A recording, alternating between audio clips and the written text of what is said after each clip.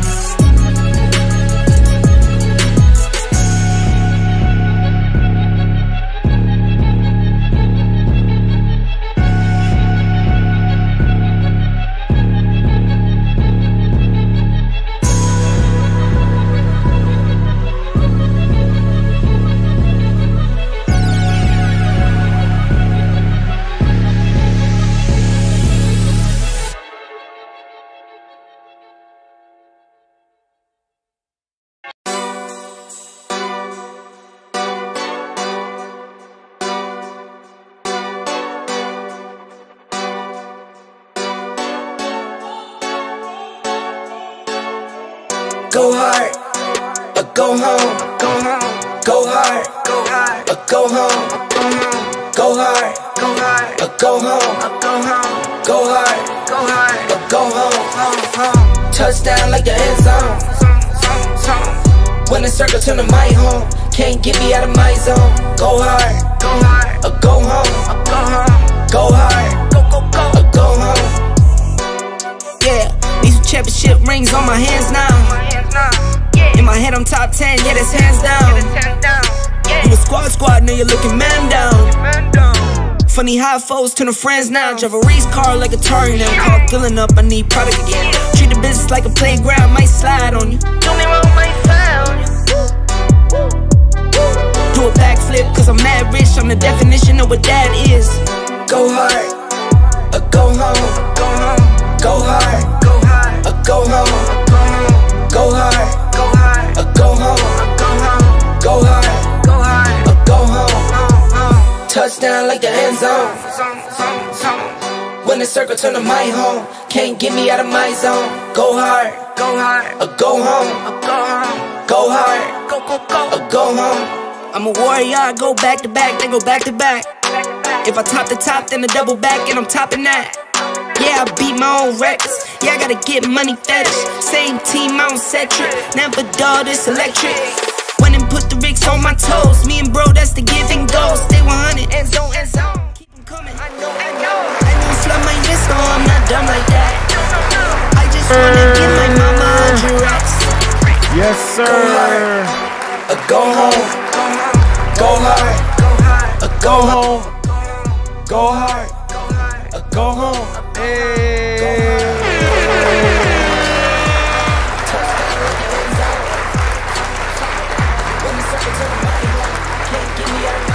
What's up, ladies and gentlemen? We are back in the building once again. Feels good to be back on the grind. We got some topics that we got to talk about, including, boy. Yes, sir.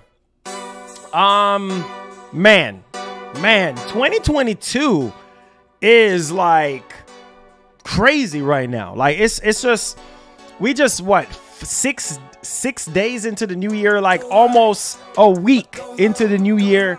And it's like ever since CES, it's just been news after news after news after news after news. And I'm excited. I'm literally excited. I know a lot of you guys are excited. I know a lot of you guys are hyped. And I'm here to deliver the news for you guys, man. I'm here. I'm the man right now that is... Whoa, we got breaking news. Whoa, whoa, whoa, whoa, whoa, whoa, whoa, whoa, whoa. Wait a minute. Hold up. In my head, I'm top 10. Yeah, that's hands down. You a squad, now you're looking man down. Funny how foes turn to friends now. Well, I guess we got some bad news. No, it's not really bad news. I mean, obviously because of the pandemic and what's been going on, unfortunately, now that we have a different variant of what's going on in the world right now, I can't say it because of YouTube. You guys know what I'm talking about. And it's spreading. This is going to impact E3. So I'm not surprised. I'm actually surprised that they did the Game Awards this year in person than online. I know online it's terrible versus just doing it in person. In person is always better because you get to meet people and talk to people. But because of the pandemic, man, it's impacting a lot of development and impacting a lot of things that we're dealing with right now in the world. And so I'm not surprised about the whole E3 thing, but we'll talk more about it towards the end of the show. This just came in, so I'm going to go ahead and add it to what we got going on here on the show today. But yeah, it's crazy, man. The pandemic, I mean, it's like, it's almost as if like it's late 2019, 2020 all over again. You know what I'm saying? Like the cases are rising even higher. So guys, just please be careful out there, man. This stuff ain't no joke. And, you know, things that we come to know and love, you know what I'm saying? It's crazy. I mean, we still do have CES, but I don't think a lot of people actually went into CES this year only because of what's really been going on and everything like that. But I'll definitely add it to our discussion today about E3 because, you know, some people will say that E3 is not like what it used to be. And granted, that is true because, you know, everything is sort of like online now. And, you know, we just have to deal with it. I know a lot of people are just kind of like, oh, yeah, I don't really know. Well, we'll see, you know. So we're going to talk about E3 and what's going on with the pandemic and obviously affecting it as far as, you know, in-person appearance and stuff. And so, yeah, I was literally hoping to go in person this year, but nope, pandemic situation.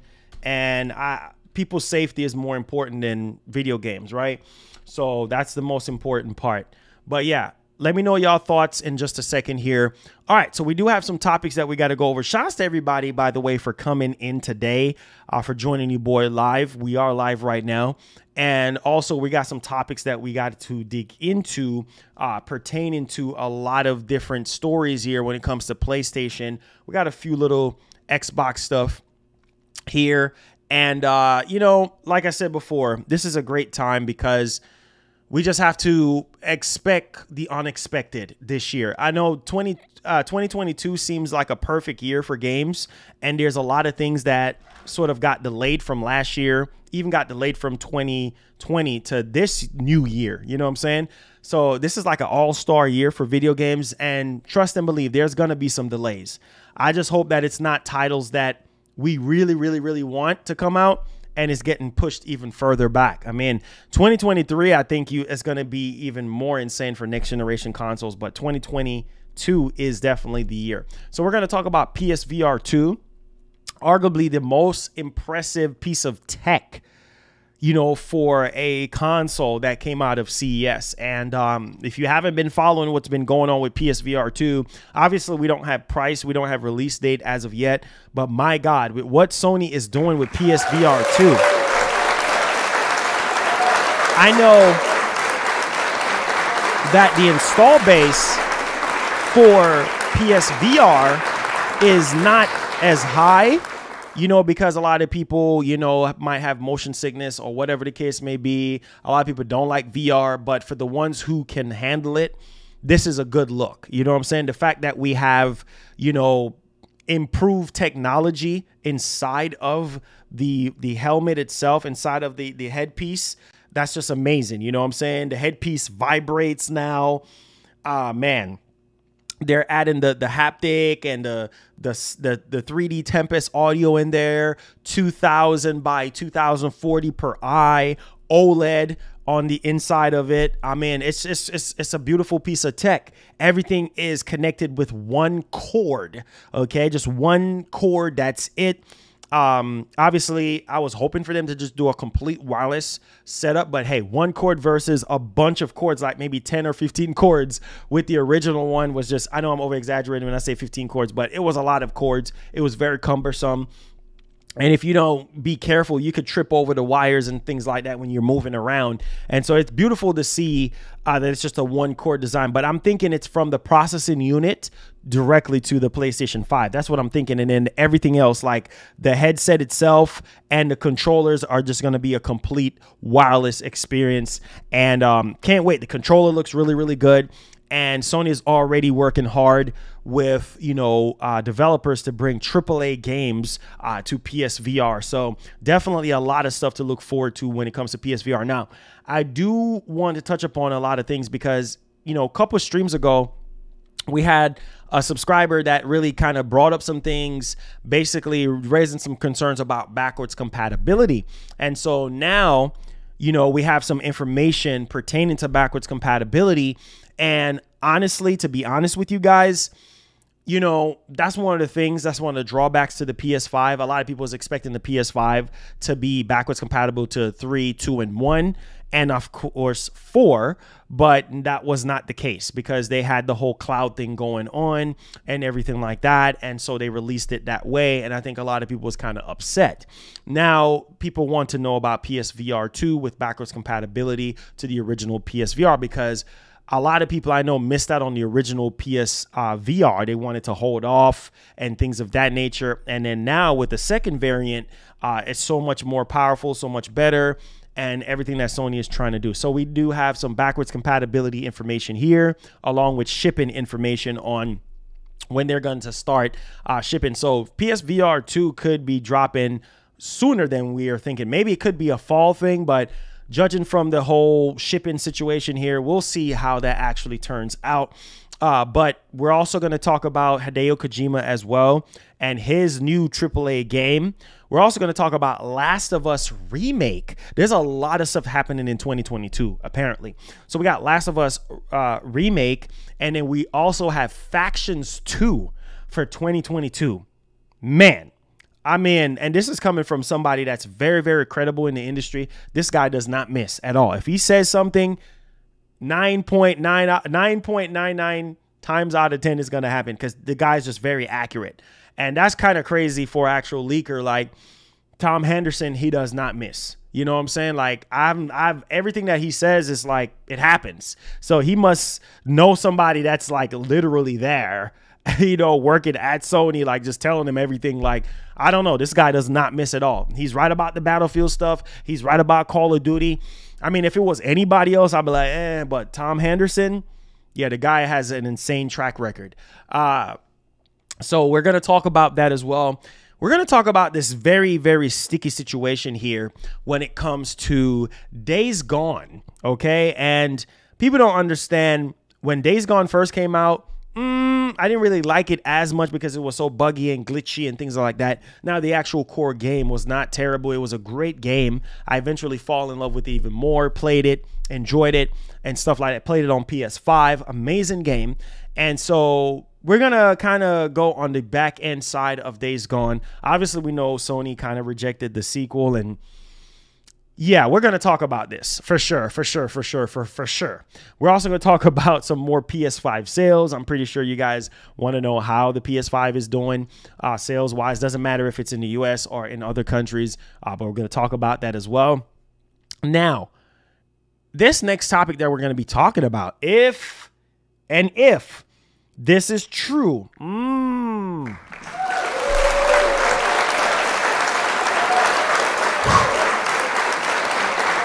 if this is true,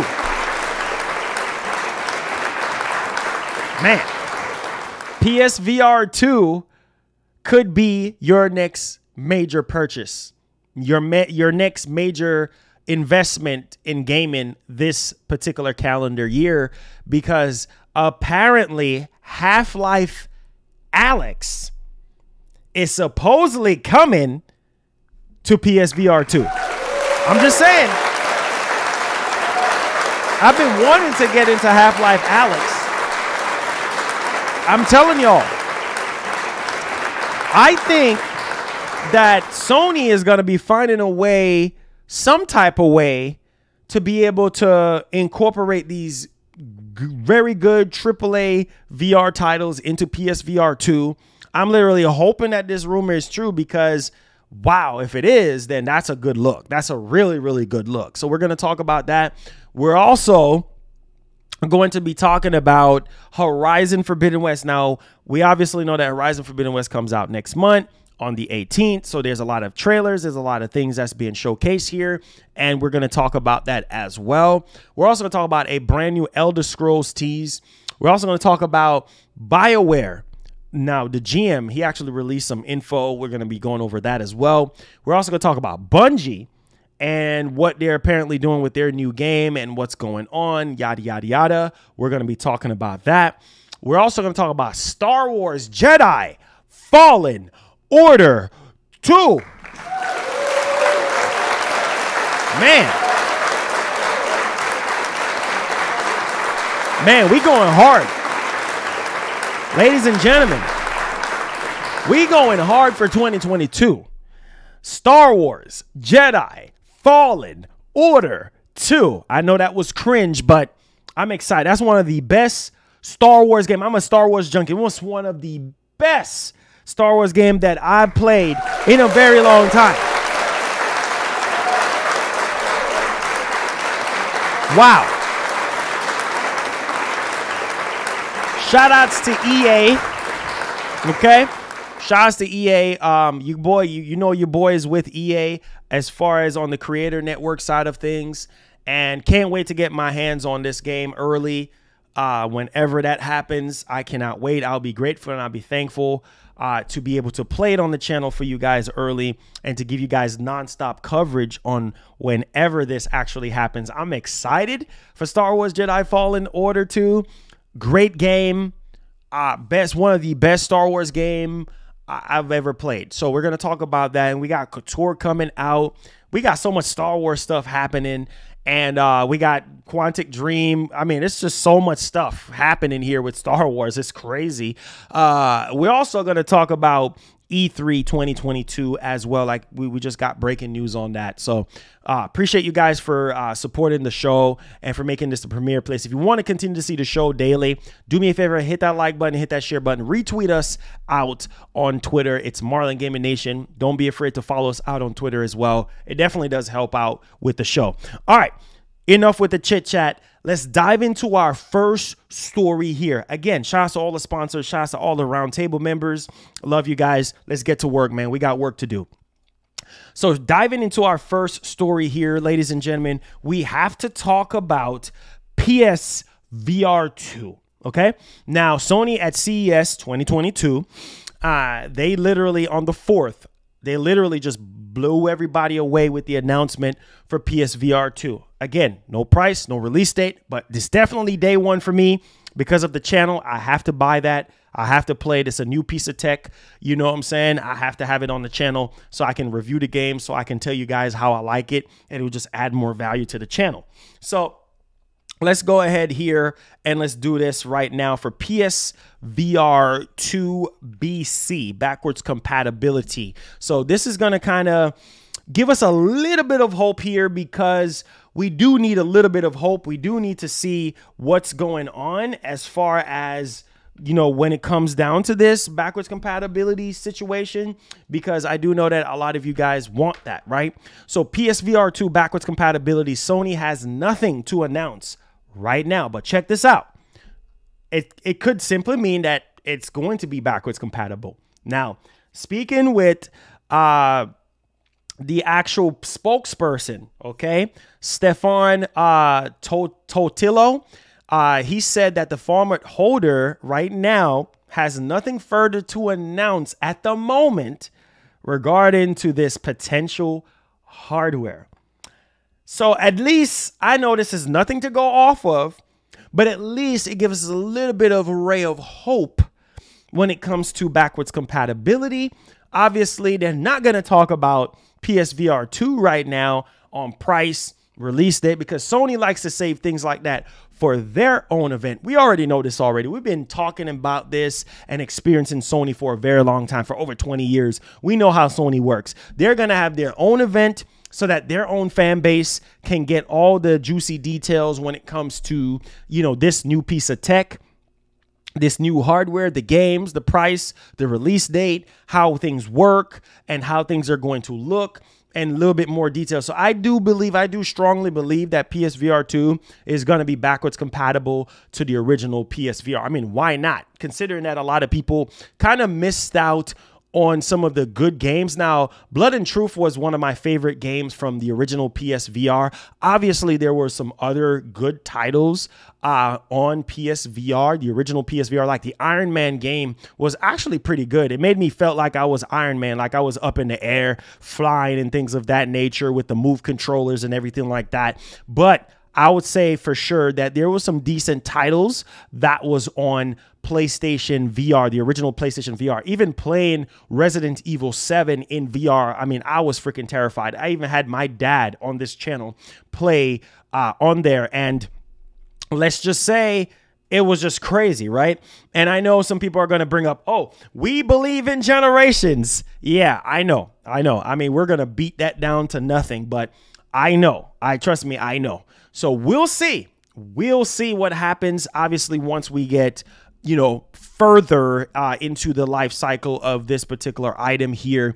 And we do have some shipping details here that we're going to be diving into that I think some of you guys are going to sort of find very, very interesting here, because hey, where there is smoke, there's fire. Just like the person who is helping Sony manufacture the actual VR headset itself and all the components literally said that they're starting production. And literally, as soon as that article came out, not even a day later, we found out that, hey, PSVR 2 got finally fully revealed.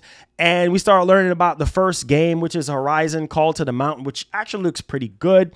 And so we're going to be diving off into the shipping situation here, because obviously everybody wants to know, when is it coming out? Obviously, I strongly, 99.9% believe that it's going to be this year, unless something happens with the factories and the pandemic. And we already know what's going on in the world right now, but I strongly believe that it's coming out in 2022. And we can get some strong launch titles. I think PSVR didn't really have strong launch titles. So I really hope this time around Sony have at least maybe 5 good games or something like that to go with it, just to kind of give people something to kind of really enjoy and kind of dig into, both third-party and first-party stuff, or some type of time-exclusive stuff. I think it will just add a lot of value to the experience. So let's talk about PSVR 2 here once again on the channel. And let's also talk about shipping information, because yeah, I want to know what the heck is going on, right? We know it's starting production. We know exactly what's going on. So let's talk about shipping. Okay, so diving into our next story here, ladies and gentlemen, we have to talk about PSVR 2 shipping information here. And it says, according to TF International Securities, okay, this is a Apple analyst, Min-Chi Ko, okay, Sony will start shipping its upcoming PSVR 2 headset in Q2 2022. Now, here's the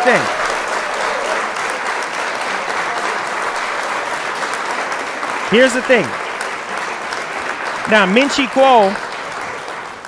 Ko is a very reputable, analyst in the Apple universe, because a lot of Apple YouTubers, relate information from Min-Chi Ko or whatever the case may be. And so I can see maybe this being some truth, because he's a, Chinese analyst, you know what I'm saying? And he probably would know what's going on with the manufacturing and what's happening here and there and whatever. Now, Apple itself is looking to make waves in the AR VR market, and therefore been looking at the competition. So obviously Sony has been doing their thing, or whatever the case may be, which includes the likes of Sony and Meta. Now, Min-Chi Ko also has, it's been pretty on point when it comes to predictions in the past. So like I said before, this person is very reputable in the Apple universe when it comes to putting out information regarding anything. So he's saying that we predict that Sony's PSVR will ship from Q2 2022. So not that far off. And Gore-Tex is the ones too, that is one of the lens suppliers. So the lens that the headset is going to be using, Gore-Tex is one of the companies that is starting production on the PSVR 2, and also they're going to be the ones working on the actual lens. And Yangji Gong, if I'm saying that correctly, they're another, supplier as well for the actual Fresnel lens, I should say, the Fresnel lens.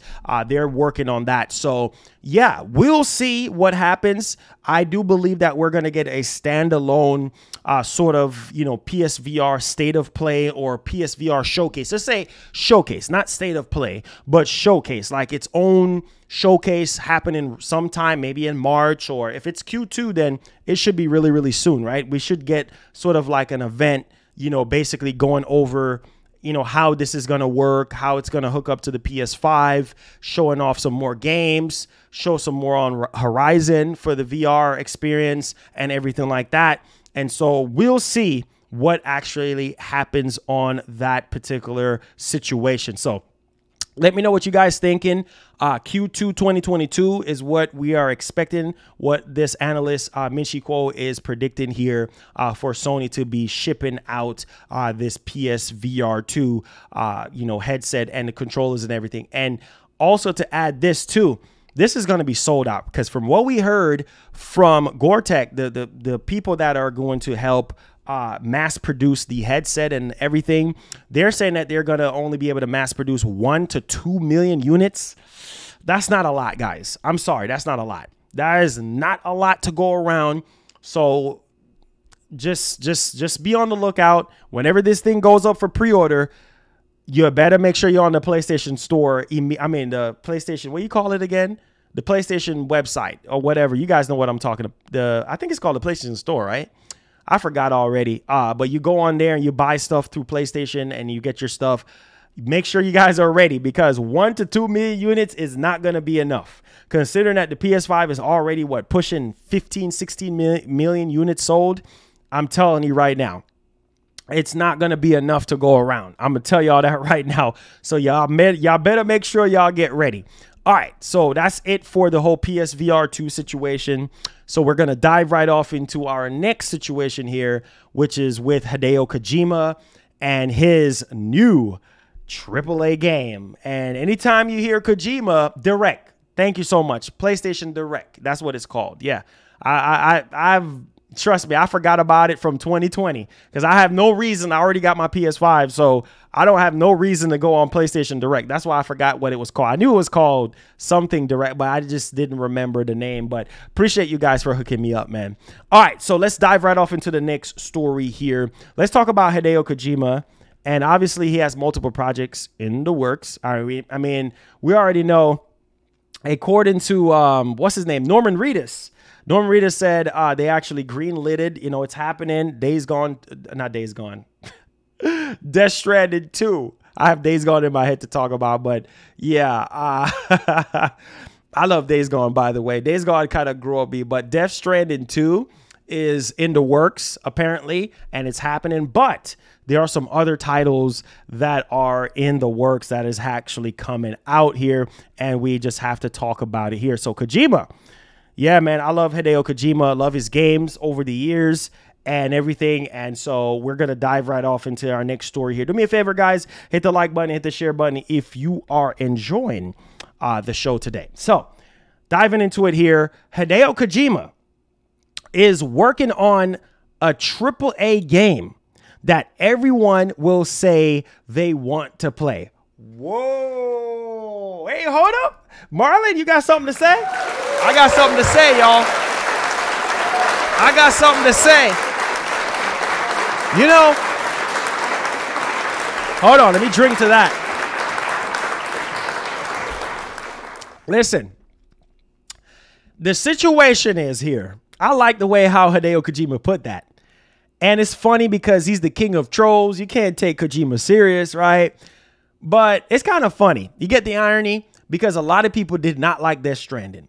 Oh, it's a FedEx package walking simulator. It's a UPS walking simulator. I'm not playing that garbage. Okay, for those people who say, oh, I'm not playing that garbage, then they turn around and still play it anyway. Oh, it's a walking simulator. I'm not going to be walking around with packages on my back, and I'm not going to be doing this, and I'm not going to be doing that. But they still bought the director's cut anyway. So it's funny that Kojima now is saying with this new AAA game that everybody's going to want to play it now. Interesting. We'll see. We'll see. But we know Kojima knows what he's doing. We know that Kojima is not stupid. You know what I'm saying? So everybody will want to play this next game that he's working on. And I'm sitting here and I'm thinking to myself, like, bro, like, what could be this game? Like, well, I mean, what could it just be about? You know what I'm saying? Kevin, what's up? Now, let's dive into this right here. So, speaking in his appearance on NHK Radio, Kojima-san revealed that the new title is a AAA project and should appeal to all kind of gamers. So, I'm gonna need for you guys to put on your hats, your very top IQ hats, and tell me exactly what's going on here. What you guys think. Is it Metal Gear? I don't think it's Metal Gear because of the whole Konami situation. Yeah. Let's pump the brakes on Metal Gear for a second here, because I already know some people are like, this is Metal Gear. Anyway, so it's going to be a new AAA project, and it should appeal to all kind of gamers. Now, in addition, the Metal Gear creator also wants to make a smaller game that isn't an open world or shooter. which actually is interesting. So he wants to make much more of a linear experience instead of an open world experience. So abandon. I think Kojima himself has abandoned. Yeah, or even give a blind eye to that situation. So don't even waste your time and energy thinking about abandon, because we still don't even know. All we got is fake promises on that game. We don't even have a proper trailer for abandon. So please don't waste your time and energy with this abandon nonsense, because we still don't even know what that is. For the longest time, we've been fooled and bamboozled into thinking that for some reason or the other that, yeah, abandon is Silent Hill. And we still don't even have no evidence right now. So we still on that tomfoolery with the whole abandoned situation. And me personally, I have abandoned. You know what I'm saying? Like, I've abandoned that game. I don't even want to talk about it. I need to see proof in the pudding. I need to see footage. I need to see gameplay. So let's not tie Kojima with that nonsense, okay? Now, even though for the longest time we would try to believe the narrative and believe, you know, all of this stuff that's actually going on, but nah, we ain't gonna even waste our energy on that. So anyways, Metal Gear creator also wants to make a smaller game that isn't an open world experience or a shooter, but didn't really go into further detail. So I guess he's pulling away from the open world and the shooterness for right now with you know, this next particular title. And however, he did note that Kojima Productions is currently having problems taking on more staff due to the pandemic. So again, the pandemic, once again, from 2020 and late 2019 is affecting us like a big dog, like a plague right now. You know what I'm saying? This is not good. It's affecting production. So expect delays. Things that were supposed to come out this year might not come out until next year. I know it's annoying because of the pandemic, but guys, we just have to be patient and understand exactly what's going on here. Now, Hideo Kojima appeared on NHK Radio special Wonderful World of Game Music and gave some details on what he's working on. So key things that we need to you guys to walk home with today. AAA game title that everyone can enjoy. Wants to make a smaller project that is not open world or a shooter game. Also said KP is making an anime. So Kojima Production is making an anime. Wow, I love anime. Let's go, Kojima.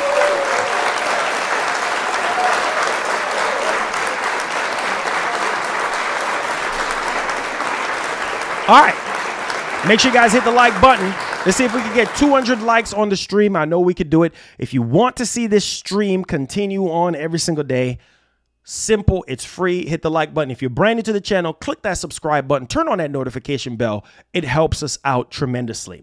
Thank you for the support. All right, so let's move on to our next topic here. We have to talk about Last of Us Remake, a game that we did not want, okay? I didn't ask for a Last of Us remake. I already played the original Last of Us already, finished it, don't care for it. I'm just like, why are we getting another Last of Us original game? Why are we not taking time to work on Last of Us 3, even though who knows, maybe they're trying to start writing the story for Last of Us 3 right now. Again, Neil Druckmann already said, hey, listen, like if the writing makes sense, then there will be a Last of Us 3. I don't see why there would not be a Last of Us 3. Are you kidding me? When it's printing money for Sony, it's literally like Disney. It's like the Disney of games for freaking Sony. Like, don't you want to print money, Sony? I'm not saying for you to conjure up some bullcrap freaking story or narrative, but at least make the story as good as Last of Us, the original Last of Us, and Last of Us 2, even though we already know, the situation that happened in the game, but it's still a great story. I don't know how they come up with stuff like that. I mean, the game is amazing. I was watching the wifey play it on the PS5 last night. She's almost close to the end. And I don't understand why we wasting development time on Last of Us Remake. But hey, I'm just a messenger. I'm just going to relate the information to you guys. And diving into our next story here, ladies and gentlemen, we have to talk about Last of Us Remake, okay? And Factions 2, okay? We have to talk about it because Factions 2 obviously has been in development for a little while now. And we've been waiting. And Sony really do need a solid multiplayer game on the console. You know what I'm saying? Because Sony's really not known for multiplayer shooters. Obvious. Sure, you had Resistance. Sure, you had Killzone. But hey, we don't have Killzone anymore, right? We don't even know if Killzone is ever coming back. We don't even have Resistance anymore. We don't even know if Resistance is even coming back. So we got to think realistic. And I know some people are like, SOCOM. We don't even know if SOCOM is a thing. So we don't want to necessarily set up our hearts and our minds for failure. Like, that's not something that we want to do as gamers. And I think 2020 has shown us that not to really believe the hype and really believe every single thing that is there. But diving into our next story here, according to Tom Henderson, which is a very credible leaker, well-known leaker when it comes to Battlefield, Call of Duty, and all of that. He says that The Last of Us Remake and Factions 2 are nearly finished, could release in the latter half of 2022. Wow. For those who really want Last of Us Remake, and for those who really want Factions 2, like myself, I really want that nice, robust multiplayer experience on the PS5. Man, oh man, that's some good news for people who want these two games. You know what I'm saying? In the latter part of 2022. So hopefully, being that it's in the latter part of 2022, it does not get delayed. Now, under that, shout out to my man Joe Miller, because he was the one that related this information at first from Tom Henderson. And then shout outs to my man Roberto Serrano. He followed up with that and says, for the record, Last of Us Remake is expected to be released at the end of 2022 or early 2023. Now, the multiplayer project, aka Factions, may be before The Last of Us Remake to support the launch of the new PlayStation Online service this spring and summer. Makes sense. I'm not saying I'm getting too hyped. Ladies and gentlemen, I'm not saying that I'm getting too hyped. I'm not saying that I'm getting too excited. Yeah, let's see if we can get 300 likes. Smash up that like button, guys. Come on, we can do better than 124. That makes sense. The service that we're supposed to be getting really soon, right? Which report was coming out about Spartacus, right? And Spartacus is supposed to be the counterpunch for Game Pass and everything like. We're not going to go over the whole details on Spartacus. You guys already know. I covered it multiple times on the channel already. So it makes sense to what Roberto Serrano is saying. It actually makes sense. So Factions 2 come out before Last of Us Remake. It just makes sense, right? Because online, you get it. Makes sense. Spartacus, PlayStation Plus, you know, it's an online shooter. It just makes perfect sense for them to promote Factions 2 with Spartacus. It just makes sense. It makes a whole lot of sense. And apparently the service is going to be launching sometime in spring or summer of this year. Can't wait for the summer, man. It's definitely a lot of stuff that's going to be popping off, setting off for the summer. And I know some of you guys are literally excited about that. So it just makes sense on paper for them to release Factions 2 first. So let me know y'all thoughts in the comment section. Obviously, they do have the HBO series that is happening as well, which we'll see how that actually turns out. I know some people don't necessarily like that too much, but hey, we'll see how that turns out. All right, diving into our next story here, ladies and gentlemen, do me a favor, hit that like button, hit that share button. Come on. I know we could do better than that. I'm grinding hard for you guys, so that's the least you guys can do. Hit that like button, hit that share button. Thank you so much for joining the channel. I appreciate you guys. Huffman in the house, thank you. We just got somebody that just subscribed to the channel. Thank you so much, PB Ross. Thank you so much. 81 for subscribing to the channel. Welcome. Make sure you turn on that notification bell to never miss out on the daily show that we have here. All right, so let's talk about Huffman, my man. Days Gone. And you guys gonna be shocked. Okay. I wasn't even expecting this on Days Gone. And you know, it's sad because I didn't really like Days Gone as much in the beginning. Then I started playing it even more, start loving it more. Then when it got updated for PS5, even better, and start playing it even more. And man, I did not know Days Gone did this well, guys. you guys are going to be really surprised. And Sony really turned off the lights on Days Gone. I don't know, man. Sometimes I'll just be wondering, like, what is going through your head? It's not like it didn't do well sales-wise. I can see from an exec's decision, you want to pull the plug on something and saying, like, well, remember the whole situation that we had where a lot of people was petitioning for Days Gone 2? Man, that petition had millions of signatures, you know, for a sequel for Days Gone 2. And like I said before, I love Days Gone 2 now as a game and everything, and Sony Ben as a studio. And they did a lot. They did a great job, a lot of work on the game and stuff like that. Days Gone sold 8 million. 8 million. Let that sink in. We just covered this. We just covered this. What? Yesterday? How much did I told you guys Ghost of Tsushima did? 8 million, right? That's in 19 months. Not even 2 years. 8 million? Dude, that's impressive. Not even 2 years.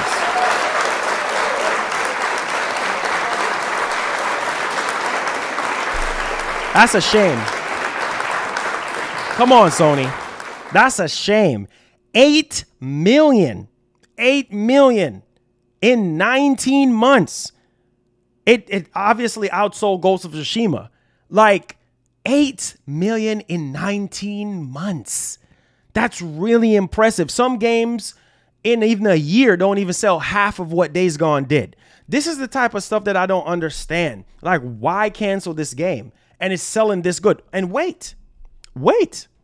And that's why I'm so upset about this. So let's read the full story here. Days Gone director Jeff Ross has revealed that the open world post-apocalypse title moved 8 million copies worldwide in 19 months, despite Sony giving the impression that it didn't perform well commercially. How did it not perform well commercially when it sold 8 million copies? You know how much money that is in revenue for Sony? Like, I'm not understanding, like, what do you want the games to sell? Like 50 million or something? This is not a movie. It's a game, because the install base is not that high for one particular game for it to be selling at 50, 60 million copies. You know what I'm saying? Like, it's rare when you see a game even push 30, 40 million copies like that. You know what I'm saying? Like, unless it's Call of Duty or, you know, some other crazy like Fortnite type stuff. But bro, for a small install base for a game like this, 8 million copies. Okay. And then Sony just like, oh, it didn't do so well commercially, so whatever. Now, check this out. At the time I left, now this is Jeff Ross talking. At the time I left Sony, Days Gone had been out for a year and a half and a month and sold over 8 million copies. It's since gone on to sell more and then 1 million plus. So you do the math, 1 million plus on Steam. So let's round it out to say maybe 9.5 million, almost 10 million. It's a doggone shame, Sony. Come on. Come on. And no excuse. No excuse. I understand that they shift the light on Days Gone for them to shift the light on something different or a new IP or some nonsense like that. But come on. Almost 10 million copies and commercially it did not do so well? I'm not understanding. Right? That doesn't make any sense. Right? And obviously we know Sony goes off of Metacritic scores, because if Metacritic and review scores, obviously every company does. Everybody is trying to get to that 10 out of 10. Now, I'm going to rant for a little bit. So get your cups, get your hearts ready, get your ears ready, because I'm going to rant. Okay? Now, let's dig in a little bit here. You guys know how I get down. I'm going to speak the facts. So, you mean to tell me Death Stranding was struggling to sell because a lot of people did not want to buy Death Stranding? A lot of people didn't want to buy Death Stranding. I don't know how much Death Stranding sold, but I'm pretty sure the last time I heard Death Stranding was struggling to sell at least 2 or 3 million copies. And then you got a game that's pushing 10 million copies, basically 8 million plus another million plus on Steam. And then it's a commercial failure. And you're going to look at some bullcrap Metacritic score? Are you kidding me? For real?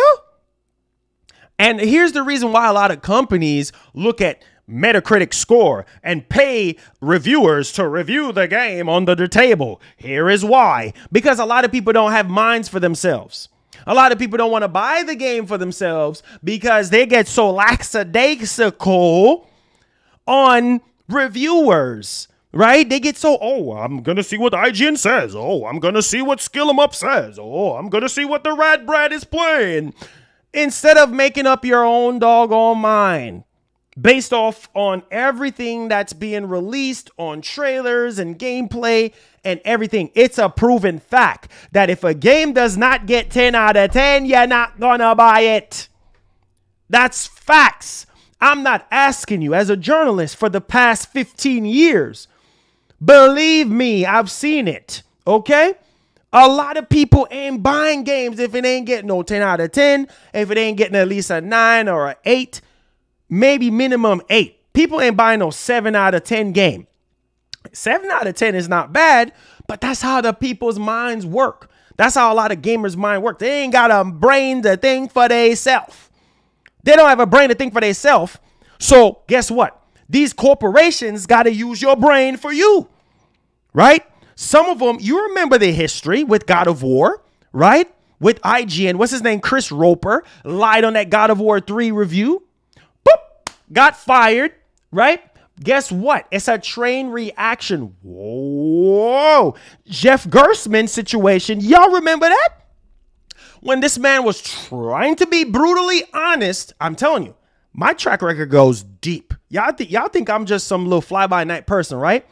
Like I'm one of those legends back in the day that was literally making a difference in the industry. That's why I started my website in the first place, because I wanted to make a difference, because the industry is still corrupt after all these years. And look how long that happened. Kane and Lynch came out years ago. This man got fired. Jeff Gerstmann went on ahead to start Giant Bomb now. Okay? He got fired because he gave Kane and Lynch, what, a 6 out of 10? The man was being brutally honest. And here's the thing. They fired him because of that. Because he was being honest. Because, come on. These publishers and these companies know, these developers know, if the game gets a 6 out of 10 or a 5 out of 10, ain't nobody gonna fool with it. That's just the way how the world works. That's just the way how people's mind think. So you gotta use your eyes, use your ears, and start thinking for yourself. Stop letting Metacritic decide for you. Yes, it's a good thing to see, oh, it got a 90-something on Metacritic. Are you going to make a purchase decision off of a freaking score on a website? No. Prime example, some of the highest rated stuff is not even that good. Look at Deathloop. No discredit to Deathloop, but it wasn't really all that. They were trying to make Deathloop look like the second coming of Christ. Not even close. Not even close. That game was getting 10 out of 10 across the board. Is it a bad game, Marlon? No, it's not a bad game. It's actually a decent game, but it ain't no 10 out of 10. At least in my own opinion. You know how many copies of Deathloop was sold? Because, oh, it's 10 out of 10. Oh, I'm going to buy it. Oh, shoot. Oh, shoot. Oh, shoot. Sony, it's a time exclusive for Sony. I'm going to buy it. I'm going to buy Deathloop. I'm going to buy it. Come on, man. We got to wait. We got to do better. We have to do better than this. We expect better from you, man. We cannot get into this overhypeness. I'm guilty of it too. I get sucked up in the overhypeness, but we have to come together. United, we are stronger. We got it. We got to get up out of this mindset. Look at this sequel to this great game that a lot of you guys would like to play. Some of y'all address y'all frustration on Twitter, address y'all frustration on YouTube when it comes to something like this, whether it's Xbox or PlayStation. In this case, we're talking about PlayStation, something that is just not doing commercially well. but behind the scenes it's doing 10 million copies, all because of a little measly review score? Listen, man, I always try to train my subscribers. I always try to train my people that are subscribed to me. Y'all all my family, and I'm supposed to be the leader of the pack, right? Well, I'm not gonna lead you guys down the wrong path. That's why I do live reviews, so you guys can look at the game for yourself live. It ain't no pre-recorded nonsense. Not knocking the pre-recorded people. That's why I do live streams on this channel, because I want you guys to see it live. When you see it with your own two eyes live, and you can see me playing it, you can make a purchase decision.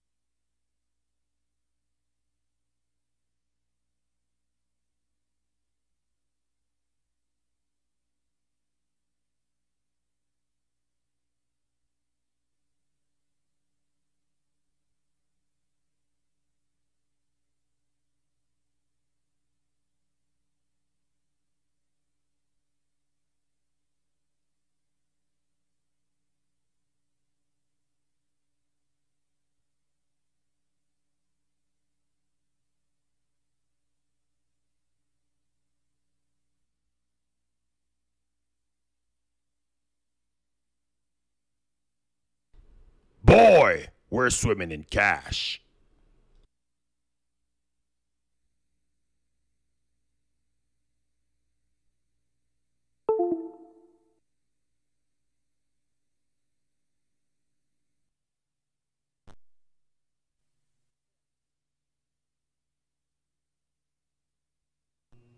Hey, can y'all hear me now? Can y'all hear me? Hold on. I'm hearing myself over and over again. All right, what about now? Can y'all hear me? Can y'all hear me?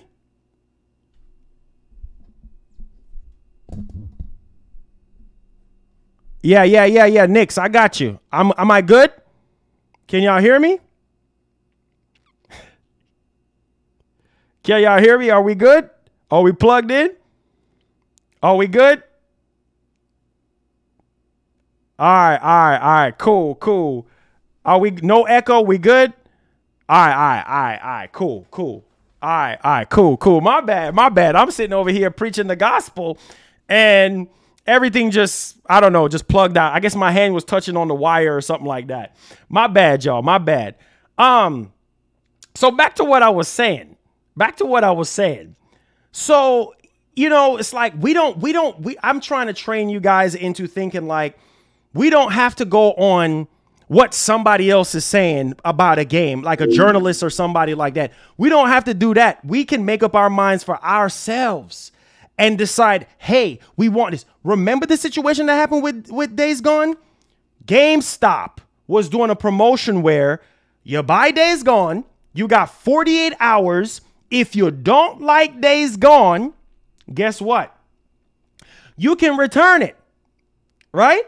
And get your money back. I think it was 48 hours or 24 hours, something like that. Stuff like that hurts the sale of a game. You get what I'm saying? So it was some funny business going on at first. Then the whole review situation. And then after that, now where we're at right now, where Sony just rejected the whole sequel from happening. So Come on, guys. We don't necessarily want to think this way. Oh, because IGN said this or because IGN said no. And it's crazy that these publishers, they're looking at review scores. Oh, it got a 71 on Metacritic, so we're not going to greenlit the sequel. Are you kidding me? Like, that doesn't make any sense. So this is the point of what I'm trying to say. Oh, it did not commercially do well. Come on, Sony. Come on, seriously. Look at the prime example. I'm just saying that Sony's full of crap, okay? I love Sony. I love Microsoft, but I told you guys, when they stare down the wrong path, they're doing something stupid that doesn't make sense. I'm not trying to defend Days Gone because I like it, okay? I'm not trying to be biased towards Days Gone because I like it. Don't get it twisted. Ghost of Tsushima obviously got higher ratings, right? Than Days Gone. It sold less than Days Gone. But yet still, it's getting a sequel. That doesn't make sense. Death Stranding, okay, sold less and it's getting a sequel. Days Gone wasn't like praised. I mean, yeah, it got some high score. I mean, not Days Gone, Death Stranding. Death Stranding got some high scores, but still it didn't sell as well as Days Gone. But yet still we're hearing about a sequel being greenlit for that. That doesn't make any sense. So it's either something going on behind the scenes that we don't know about, because it can't just be about, oh, the game sold 10 million and then we're not making a sequel. That's stupid, right? Or it didn't get high of an, high enough review score. That's stupid. You see what I'm saying? Because you got games that got, look at the Killzone series. Some of the Killzone games back in the day did not get that high of a review score. Shadowfall wasn't praised across the board like that, right? Look at Killzone 3. Look at all the other Killzone games. They still make them, right? Come on, guys. So this is what I'm saying. Like, this doesn't make sense to me. And it's crazy, but we have to look at what these companies do. If they feel like they don't like this for whatever reason, okay, then they're going to pull the plug on it. And it's our job to speak up about it. See, we got this director, Jeff Ross, speaking up about this situation. And he's like, man, this is kind of foul because the game wasn't really doing that bad in terms of reviews. I mean, yes, it was getting 70. 70 is not really that bad, bro. It's just, oh, so, well, that's equivalent to 7 out of 10. Who cares? If you play the game and you like it and it's a 10 out of 10 experience for you, then that's all that matters at the end of the day. That's all I'm saying. Ghost of Tsushima is getting a sequel. It sold what? 8 million copies. Right? Obviously, it was more commercially praised than Days Gone. But come on, the money. You made all that money. So that should be enough for you to say, okay, well, let's work on the things that wasn't so great about the original Days Gone and make it even better. Add co-op, add, more different varieties, side missions, whatever the case may be, to make it much more of a better experience. You know what I'm saying? Build up on that. I mean, come on. It's not brain surgery. It's not rocket science. You know what I'm saying? So I don't want to hear that crap. And for those people who are going to defend Sony, hey, put on your suit and tie, get your briefcase together, and go out there and defend Sony, because they're obviously cutting you a check. But this is wrong. And this could happen to even more games in the future. What happens if this happens to Ghost of Tsushima 2? Right? We get Ghost of Tsushima 2. It ends with, a cliffhanger, literally hinting at another one happening. Right? And then they pull the plug on it because Ghost of Tsushima 2 didn't really receive high enough scores like the original. All right? But it sold more than the first one. Are you kidding me? That's not how you do business. I'm not trying to tell Sony how to run their ship, but I'm just saying, like, this doesn't make any sense. It doesn't make any sense. Same thing if it would have happened to God of War, Ragnarok, right? Oh, Ragnarok didn't sell as well as God of War 2018. Remember, God of War 2018 sold how much copies? Close to 20 million. Look it up if you think I'm lying. Nearly 20 million copies of God of War was sold. God of War 2018. Makes sense to make another one. God of War is like the Halo for PlayStation. They'll be stupid to say, oh, we're not going to make no more God of Wars. Are you crazy? Why? Because Ragnarok didn't get high enough review scores like the original 2018, but it sold more on the back end. Oh, no, but we're going to pull the plug. That doesn't make sense, dog. That's the point of what I'm trying to drive home. Don't make your purchase decisions on just reviews. Jeff Gerstmann, he paid with his job just for being brutally honest. A lot of people in this industry don't want you to be brutally honest. Me, personally speaking, I'll check up out of this earth telling the truth and speaking the truth, because I know at the end of the day, when I go to my bed, when I lay down in my bed and I'm done with working, when I'm done sweating like a pig after working for one day, I can feel good within myself to know that, man, I have a flock of subscribers. I have a flock of people that listens to me every single day, and I'm not lying to them because of money, because money comes and goes like the wind, my G. So why lie? Why not speak up? Why not try to make a difference? That's all I'm saying. You get what I'm saying? So they don't make guys like me anymore, because you have a lot of these YouTubers, they will lie, cheat, and steal to be in the bigger position that they're in. But me personally, when we get to the top, my G, I'm always going to be the same dude. I'm always going to be the man of the people, because ain't no game, ain't no contract, ain't no bribe is going to get me to change my view on anything. If I see something and it's wrong, dog, I'm going to say it's wrong. I'm not always perfect.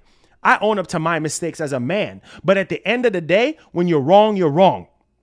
Just like what Sony is doing with the whole "we believe in generations." Okay, they said one thing about Horizon for PS4, then they switch up afterwards and we call them out on it. This is what we got to do. We got to call them out. People who's been petitioning for a sequel for Days Gone 2 for a very, very long time.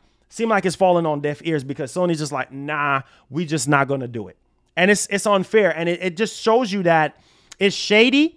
And it also gives you an idea of what could happen to games that you guys care about in the future. Maybe a sequel might happen to a game, just like Kena Bridge of Spirits. Maybe they might buy Ember Lab or something, right? And then Kena Bridge of Spirits 2 comes out, and then it sells more than the original Kena, but it does not do well on the review score. So, I guess we're not going to do another Kena after this. Stupid.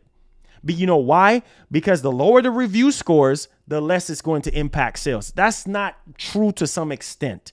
And to the extent is, you might play the game because it might get a 60 on Metacritic, and you might play the game and you might like the game, and then you might be blown away by the experience. So that's not true to some extent, but that's how the industry is, ladies and gentlemen. It's all about review scores. It's all about review scores. And I'm trying to get my audience out of that mindset. Forget about the review score, G. Buy the game or watch a live review of it. Live review is better than the pre-recorded reviews, because sometimes pre-recorded review is a little scripted mess. You can't script something when you're live. You can, but for the most part, it's live. You've seen the person talking. Maybe they have a teleprompt or something like that, but I don't have a doggone teleprompt. I'm sitting here playing the game live. I might not be great at the game. I might suck at the game, but at least you could see how the mechanics is, the story is, the sound is, and the production behind the game. That's all I'm saying. We have to have minds of our own. Look what happened to Resistance. Look at all these other past games. Look at Max Payne. Games that we want. Look at Manhunt. Look at Bully. Look at all these games that we grew up on as kids. What happened to these games? Oh, well, we're just not going to do it. We're just going to keep on milking Grand Theft Auto. Come on, man. Guys, it's a pattern. It's literally a pattern, and it needs to stop, and we need to wake up and realize how the industry is shifting, and we need to just not support this. The same thing with this NFT crap. I told y'all about the buying and selling of digital goods. It's no good for the industry. It's bullcrap. It needs to stop. Now we got Square Enix. Now we're going to have everybody and their mama is going to be doing this NFT situation. No, this NFT situation is going to ruin our experiences. We're not trying to buy and sell and trade. What is this? A trade market or something? Like they're turning in games into the stock market. You know what I'm saying? Like you're buying and selling NPCs and selling digital goods. It's already bad enough we got to pay for DLC. We got microtransactions and all of this type of stuff. But this is what it is, ladies and gentlemen. This is what it is. We got to speak out about these things. You know what I'm saying? Because it's affecting us wholeheartedly. It's affecting us. And we cannot sit here and continue to support this nonsense. NFTs, bruh, that's a no-go. That's a red flag. And it's going to be in more and more companies are going to support this. And when Sony start going that way, I bet you a lot of people are going to speak up more. Because obviously, oh, it's Square Enix doing it. Oh, it's Stalker 2 dev doing it. So we don't care right now. Oh, you're going to care real soon when it start affecting a game that you care about, that you want to play. That's all I'm saying, guys. So we're going to dive into the next story here, but I literally have to elaborate. You guys know that I'm very passionate. I'm very, very passionate about what I do. I'm very passionate. I love what I do. I love my job. I do this proudly. You know what I'm saying? Because I know I'm making a difference in the industry. And long after I'm gone, you know what I'm saying? You guys will remember me as somebody that, you know, grind every single day and try to make a difference. I don't have to have 1 million subscribers, but I know that my voice is doing something and I'm speaking the truth from my heart. And I know the truth will set me free. You get what I'm saying? And whether you're watching live or you're watching it pre-recorded, I hope what I'm saying today make you look within yourself and be like, man, this dude is really trying to make a difference. And it should fuel you as a gamer, as a person, to help better the industry that we come to know and love, and that we're trying to build in, that we're trying to build. You know what I'm saying? 2022 and beyond. Tiduk says, too many different conversations at once. I'm telling you, you have to wait.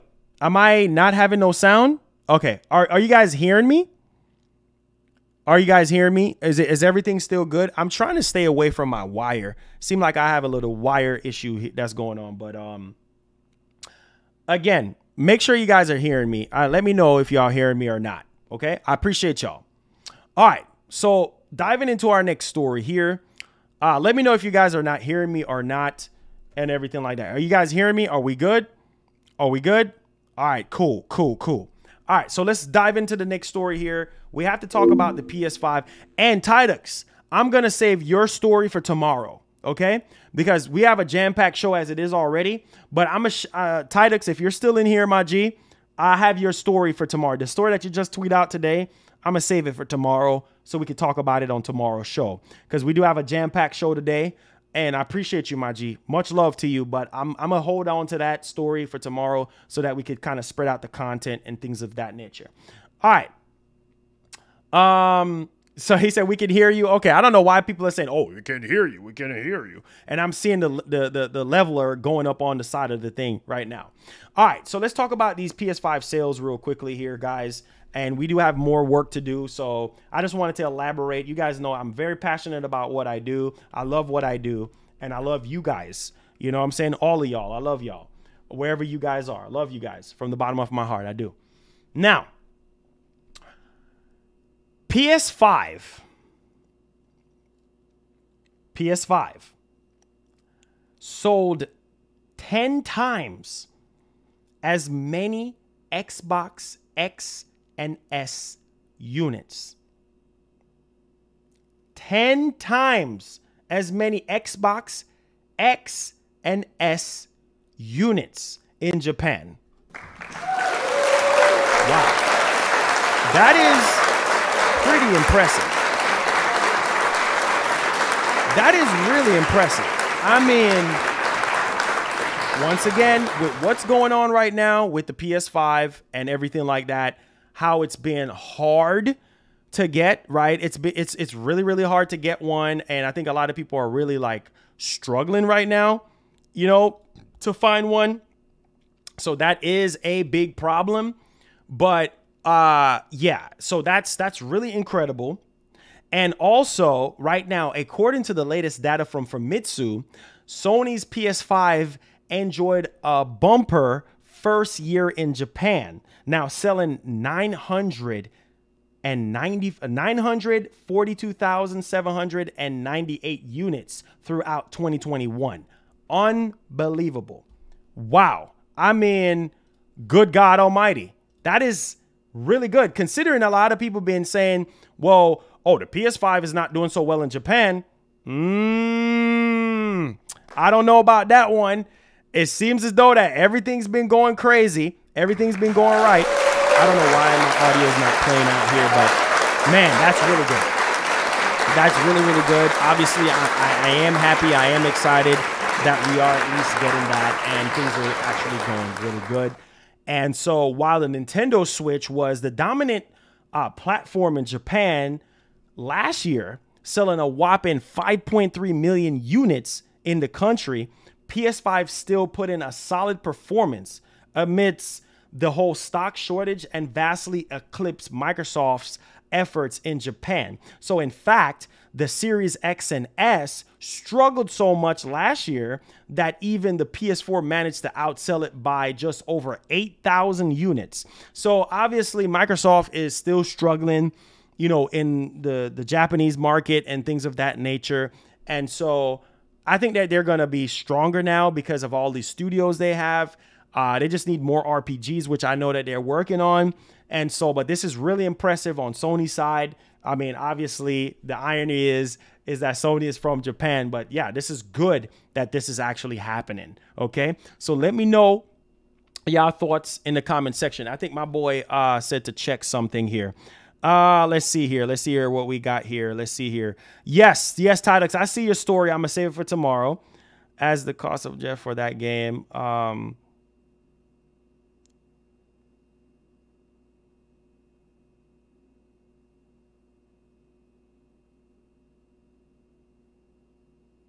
Okay, got you. Got you. Thank you, bro. I appreciate you. So that's really good. That's pretty good. 942,798 units in the first year in Japan. That's pretty impressive. That's really good. So like I said before, I honestly think that Microsoft will be a lot stronger. You know what I'm saying? Because they got Bethesda, they got a lot of stuff now. You know what I'm saying? They're going to be stronger than ever. So like I said before, and I'll say it again, I think Microsoft is in a much better position now than they were in the Xbox time frame. That's where I'm coming from with it. So don't just give up on Microsoft, which I was telling everybody, like, don't just give up on them right now. They're trying to do everything in their power to make sure that they have a much more stronger generation this year and everything like that. So just bear that in mind, guys. Just bear that in mind. But Sony is actually doing pretty good right now. And I just can't wait to really see how everything with Microsoft, you know, being that they're the weakest in this situation, I can't wait to really see how things are going to work for them. You know what I'm saying? Like, this is crazy, man. I mean, wow, this is nuts. Like, I'm sitting here and I'm thinking to myself, like, wait, what? But bravo to Sony once again for actually doing that. I thought to myself, I said, well, that's pretty good.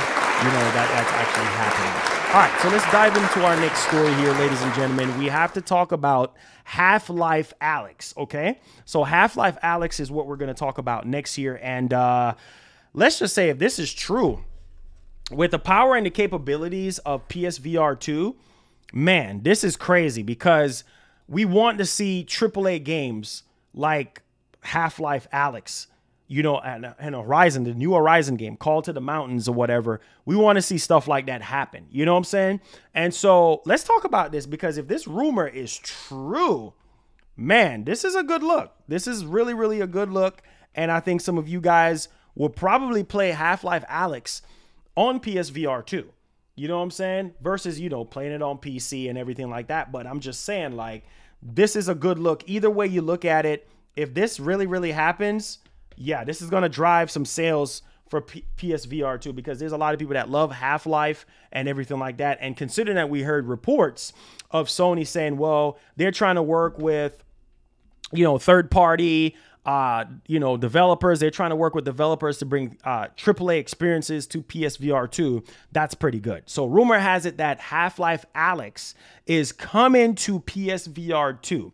Now, the story goes is Sony and Valve are working to bring the critically acclaimed Half-Life Alyx 2 to PSVR, according to Xbox Era co-founder Nick Baker. So shout out to Nick Baker. He's been right about some stuff in the past. Now, obviously, when asked on Twitter if the two companies are likely to secure Half-Life Alyx a release on the new virtual reality headset, Baker replied, "From what I've been told, they have. Not sure when it's going to be happening though, but I thought this was one of those opening secrets. So it seems as though that Sony is literally out here trying to make sure that they bring these AAA VR games to PSVR 2. You got to. If I was Sony, I'll be doing the same thing. I'll be doing the same thing. You know, bringing these AAA experiences, well-polished, well-thought-out games to PSVR 2. Go hard or go home.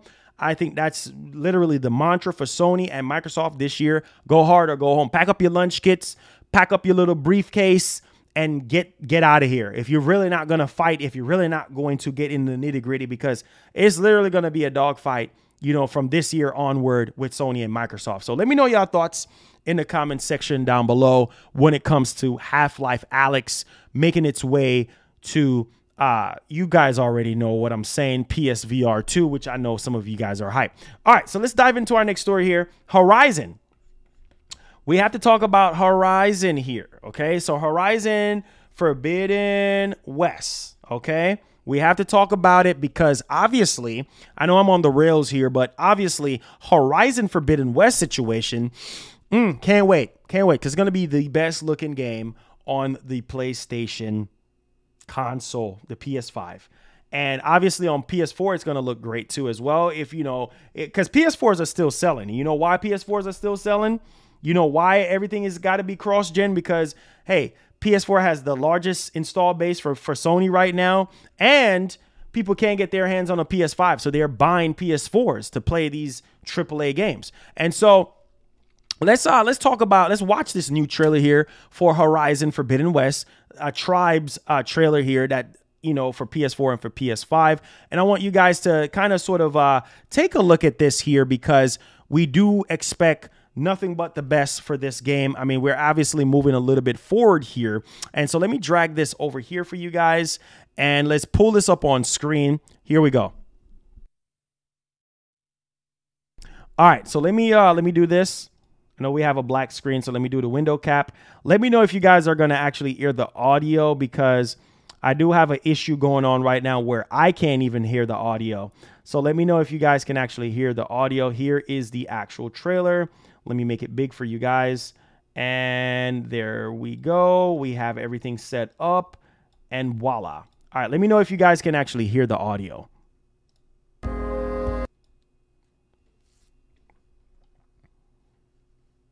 Okay, Peggy, here we go. 16. Let me know if y'all can hear the audio.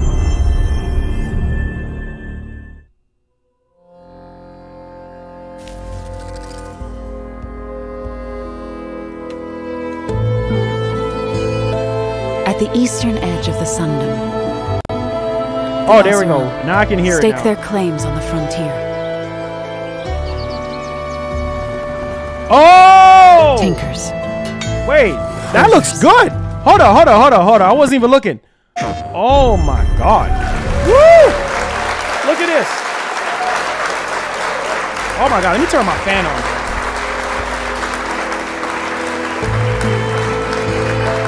At the eastern edge of the Sundom.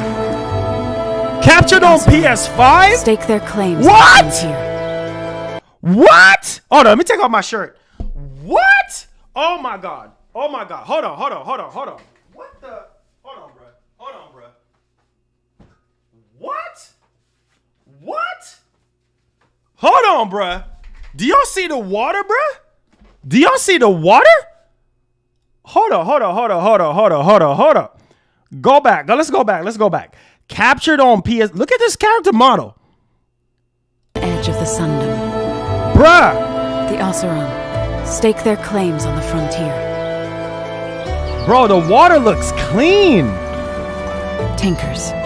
What the heck? Revelers. Bro, this looks amazing. Meanwhile, what?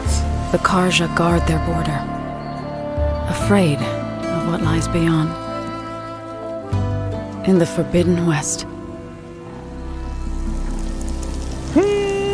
In What? A red blight consumes the fields. Oh, look at the threatening to destroy the presentations. cycle of life and rebirth. Jesus. The Utaru sing to heal the land. What? Look at the lighting. Now him will save them. What? And further west, Oh my God, this looks so good. 3 clans. Each as different as the lands they dominate. Whoa. After generations of bloodshed, Whoa. they now cling to a fragile peace, faced with a new enemy. Regala and her rebels. Yet as deadly as they are, there are rumors of an even stronger tribe. Strangers pass the shore. Wow, look at the water. Searching for secrets. Look at the water. On the very edge of the West.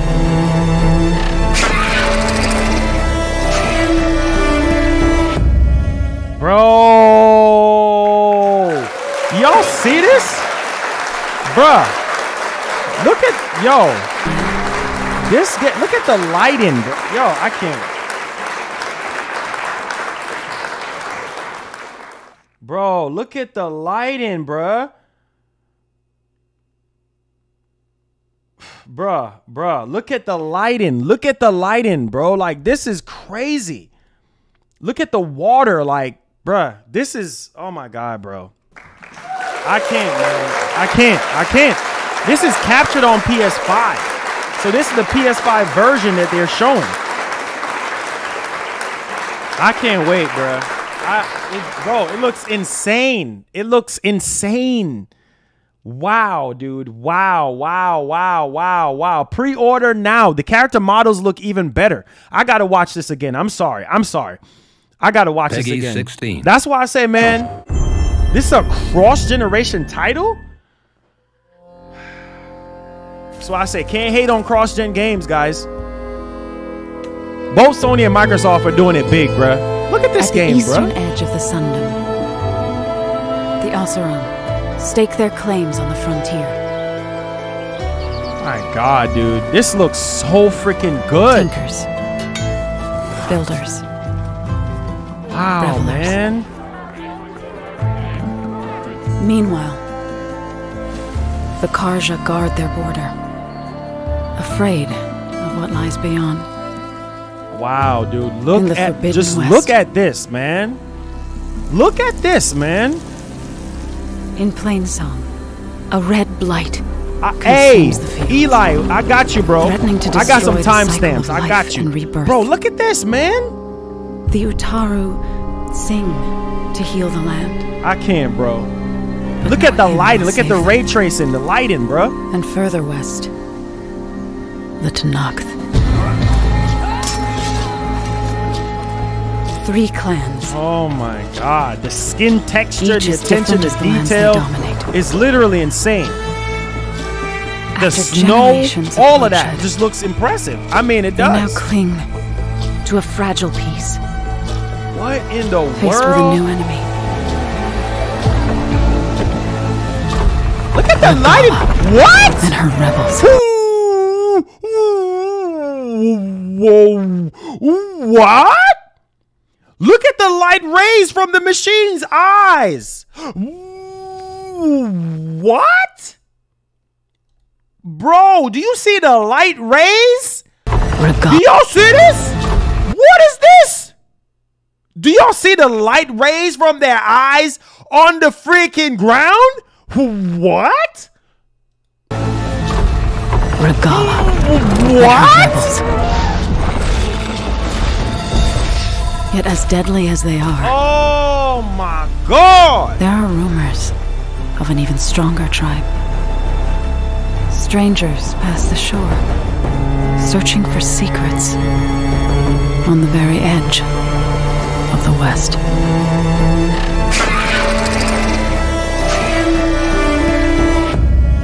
I can't, bro. I can't.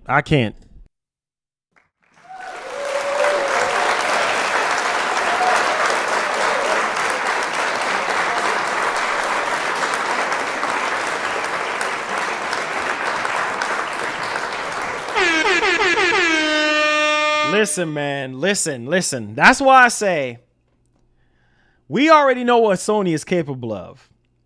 And that's why I say give credit where credit's due, because Guerrilla, we know what Guerrilla Games is capable of. We saw the first Horizon.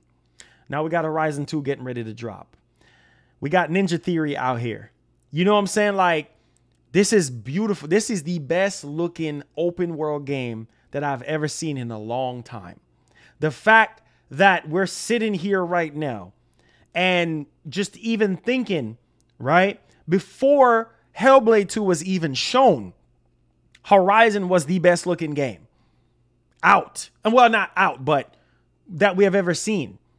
And now it's still going to be the best looking game out when it comes out, because Hellblade 2 is not coming out till whenever it comes out. But as it sits right now, Hellblade 2 is the best looking game. But man, for a cross-generation game, bro, that's the best looking thing I've ever seen. Like, that's impressive. And that's why I tell people, don't disown cross-generation games. Just don't write it off, because a lot of people say, oh, well, now my question is, and I really want to ask you guys this. Do you guys think God of War Ragnarok is going to look better than Hellblade? Not Hellblade. Definitely not. I meant to say Horizon. I don't think so. I think, and I'm a huge God of War fan, I think Horizon is going to look better than God of War. I think Horizon, first party wise, is probably going to be the best looking game until Spider-Man 2 comes out. Unless Sony got some surprises up their sleeve to drop this year. But I think it's safe to say that Horizon looks better than God of War. I mean, obviously, we've seen what God of War looks like so far. Horizon is going to look better than God of War. I'm sorry. It's from what I've seen. I mean, I know some of y'all going to disagree with me, but Horizon looks better than God of War Ragnarok. Horizon is probably going to be the best looking PlayStation exclusive until Spider-Man 2 comes out, or maybe they have something else. Like I said, I don't know if you guys agree with me, but no. So wait. Hold on. Let me see where the chat is going. So y'all saying that God of War is going to look better than Horizon? I don't know. We've seen what God of War looks like, and God of War just, because obviously they're using the same engine. They're using the same engine with Horizon. But God of War Ragnarok looks almost the same as 2018. I'm sorry. I'm sorry. I'm just keeping it real with y'all. I know y'all don't want to hear what I'm saying, but Forspoken, no, sir. No, sir. No, sir. Forspoken does not look better. Do y'all need some glasses? Forspoken does not look better than Horizon. Are y'all kidding me? What? Oh my God. Y'all need some contacts. What do y'all need? Y'all need some pair of contacts? I mean, are you kidding me? Like, Horizon looks way better than Forspoken. That's not even up for discussion. Why are we comparing Forspoken with Horizon Forbidden? Are you kidding me? That's not even up for discussion. Forspoken looks good, but not on the quality and level of Horizon. We have seen gameplay. Forspoken will be better. Forspoken is supposed to come out this year, right? Bro, I've seen gameplays before they took it down for Forspoken, and Forspoken looks nothing like Horizon. You guys know better than what y'all saying. Come on, guys. Seriously. Not happening. Not happening. Okay? Forspoken has potential, but as it sits right now, Horizon is the best looking PlayStation game. As it sits right now. The best looking. Period. I haven't seen anything else that looks as good as Horizon. You guys know better than that. Hey, everybody's entitled to their own opinion. I'm just saying, from a technicality standpoint, from how the game looks, come on, guys. We know better than that. Let's dive into our next topic, man. I ain't gonna play with y'all today. I'm not about to play, because some of y'all be trolling. I ain't about to play with y'all today. I'm just let me stop speaking. Like that person said, stop speaking, laugh out loud. Yeah, let me stop. Okay, I rest my case. All right, Forspoken. Okay, fine. You guys win. The people win.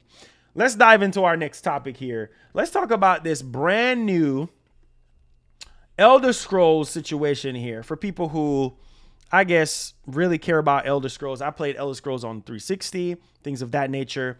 Really good, really good RPG. Of course, we're waiting on the next Elder Scrolls to drop, and which is years out and everything like that. So, yeah, it's all good. Boy, we're swimming Andrew in Wilkins cash. with the $5 says Microsoft lied with the Crackdown destruction showing and the initial split space showing of Halo. Why keep thinking any of their games will look great? I'm just saying, give them the benefit of the doubt. That was past tense. Now we're moving forward now. And what we're seeing with Hellblade 2, and it's confirmed that it is gameplay. You know what I'm saying? So let's just say for moving in the right direction's sake that they're improving. You know what I'm saying? And Hellblade 2 was running on the Series X. Let's just say that, you know. But at the end of the day, it might be running on PC. More than likely, this probably was running on a PC. But Hellblade 2 looks amazing. There's no denying that. Okay? So let me know. Let me know how you still feel. Thank you for the $5, but that's just kind of like where I'm at. And no, I'm not defending Microsoft because, like I said before, they're doing a way better job than what they were doing with the Xbox One. So diving into our next story here, let's talk about this Elder Scrolls real quickly for you guys. Do me a favor, hit that like button, hit that share button. I appreciate you guys, man. Told you guys we have a jam-packed entertainment for y'all today. And I hope you guys are entertained. I hope you guys are loving what's going on here, okay? So brand new Elder Scrolls adventure coming to Elder Scrolls Online, Bethesda teases. So if you are a Elder Scrolls Online fan, there's going to be an adventure. We're swimming in cash. I'm guessing story mode that's coming to Elder Scrolls Online. Tiago with the $5 says, let's wait for Wolverine PS5 exclusive. Man, that's going to be breathtaking. I'm just telling y'all this right now. That's going to be breathtaking. I can't even sit down and even think. Okay. So basically right now, if you like Elder Scrolls Online, guys, thankfully right now, Bethesda will host a live stream on January 27, 2022 at 3 p.m. EST, 8 p.m. GMT, and 9 p.m. CET on Twitch. At that point, we'll get our first look at this new expansion. So apparently, they're going to be adding a new adventure to Elder Scrolls Online. So if you are an Elder Scrolls Online fan, I just really wanted to kind of highlight and report on this information. Can't wait to see on it. I love Elder Scrolls. I didn't really get into the whole online portion, but we'll see what happens on that particular aspect. Now, diving into our next story here for you, ladies and gentlemen, we got to talk about Bioware, okay? And when you think Bioware, you think Mass Effect, right? That's the first thing that comes to me. The Bioware, Mass Effect, okay? All right, so let's talk about Bioware GM and what's actually going on here. And obviously Dragon Age as well. You think Mass Effect, you think Dragon Age. And we heard about Dragon Age 4 for a while now, right? So let's dive right off into this one here, shall we? Because we do have something here that I want to sort of highlight for you guys. And I think it's very, very interesting. So here we go. There's definitely a lot of things that we're expecting from Bioware moving forward. So let's dive right off into this one here, shall we? It said that the Bioware that took the industry by storm with Dragon Age and Mass Effect isn't the same Bioware of today. Obviously, they're not the same with Anthem and things of that nature. And I think now a lot of people, you know, have the whole Anthem situation kind of sticked in with Bioware.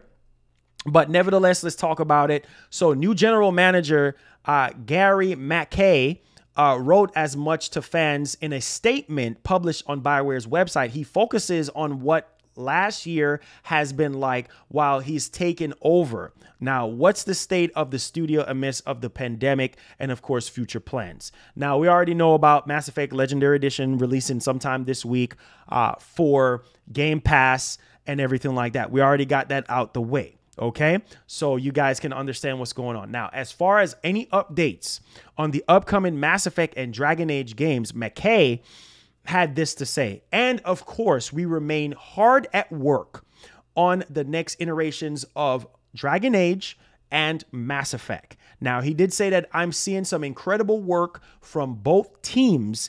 If you are curious about Mass Effect, I would encourage you to take a look at the poster we released on N7 Day. Okay. Now, if you look closely, there are a handful of hidden treats. By the count, there are at least 5 surprises. Okay. All of which point to an amazing future in the Mass Effect universe. As for Dragon Age, we have a veteran group of talented developers working on the next iteration of the franchise.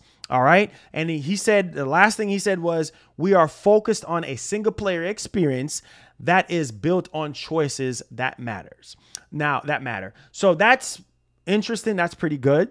Obviously, I'm a fan of Dragon Age. I'm a fan of Mass Effect. Obviously, Mass Effect Andromeda wasn't that good. I'm just going to keep it $150 with you guys.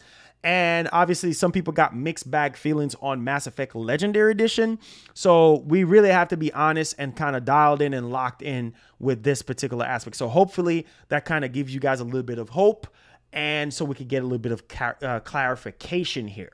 So diving into our next story here, we have to talk about Bungie. Okay, I love Bungie as a developer. Halo, every time I think about, not Destiny, I'm not a big Destiny fan. Not taken away from Destiny, but I just think Destiny was not that great to me. And it didn't really turn out to be the experience that I was thinking of. But every time I hear about Bungie, I just think about the old days of Halo. Like, because that's just the footprint. That's the body of work that they have put in over the years. And that's just the right way to kind of just look at things and kind of go forward. And so let's dive right off into our next topic here, ladies and gents. We have to talk about the situation here that is at hand when it comes to Bungie. And let's just say they appear to be hiring for an unannounced project. Now, what this unannounced project could be, only God knows. I know a lot of people are saying, oh, it's Destiny 3. We'll see. I mean, what could it be, right? Obviously, we're going to kind of dive into this one here so people can understand what's going on here. So last year, you may recall how Destiny and former Halo developer Bungie was teasing something that appeared to be tied to a unannounced project. Now, while it seems like nobody knows exactly what's going on behind the scenes, it's still recruiting for this new project from former Guild Wars 2, right? Team member that is assigned to this actual project right now, signing on as senior narrative lead. He says, I almost forgot my news. I've joined Bungie as a senior narrative lead on an unannounced project. So happy to be rejoining the beloved old friends and collaborators and things of that nature. So what's up, wifey? I know you got your teeth pulled. Hopefully you're doing okay. Can't wait to see you. So let me know what you guys think on what this game could possibly be. I know some people are saying, oh, it's Destiny 3, Marlon. It's Destiny 3. Yeah. Okay. Now, this game I'm very, very excited about. This next game, very excited about.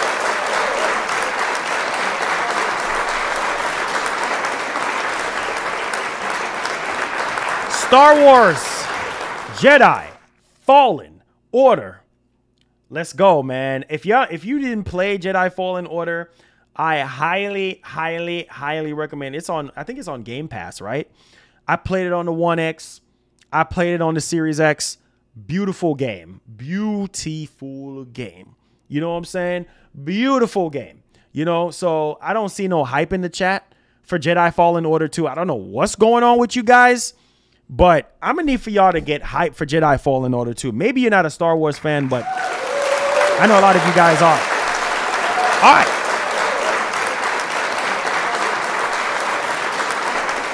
Let's dive into it. So diving into our next story here, ladies and gentlemen, we have to talk about the rumor. Star Wars Jedi Fallen Order to be revealed this spring. Okay? This spring. Now, let's go and dig into this and see where this information is actually coming from. Now, obviously, this is according to Jeff Grubb. Jeff Grubb has gotten things right. He has gotten things wrong, just like everybody else.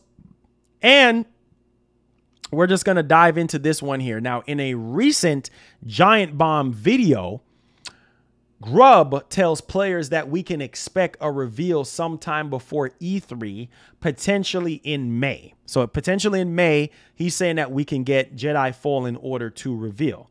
All right. So obviously it's going to be before E3. And it seems as though that E3 is going to be changing again like last year. And so we're going to kind of dive in it. Can't wait. I know EA is probably going to have their own little thing, their EA Play event. I don't know if they're going to do it in person this year because of the pandemic, but the announcement is probably going to happen, he said, in May. So around May before E3 is when we can expect Star Wars Jedi Fallen Order 2 to be revealed. So if you're a fan of the original Jedi Fallen Order, if you played it, you had fun, well, please, please, please expect what's going on. Hey, homie Trez, what's up, man? Appreciate the love and the support. All right, diving into our next story here. Told you guys that we was going to have a jam-packed show. E3. A place that I literally, ever since I was in my early teens, not early teens, but early 20s, I should say. Early 20s I've been going to. And man, you know, E3 was always the place to be. Over the years, going to E3, talking to developers, building contacts, you know what I'm saying, and blossoming from there, building on your portfolio, building on your career. It's a beautiful place to go in Los Angeles. Is it expensive? Heck yes. Because if you're not a member of the press, you got to pay for your tickets. You got to pay for your hotel. You got to pay. It's not cheap. It's not cheap. And I used to remember back in the day, I used to spend anywhere from upwards of $2,000 just to go to LA, just to go to E3. You know what I'm saying? As press. It's not cheap. I'm going to tell you guys that right now. But I tell you one thing that really makes up for going to E3 is meeting these developers and meeting every single thing that is actually going on here. So let's go ahead and let's dive right off into this whole situation when it comes to E3 2022. Now, for those people who just cares about E3 and care about everything that's actually going on, we're going to dive right off into this one, shall we? Let's do it. All right. So diving into our next story here, E3 2022 will be online only. I know E3 online is not what people used to. And E3 online this year wasn't really all that great. It just didn't really feel the same to me.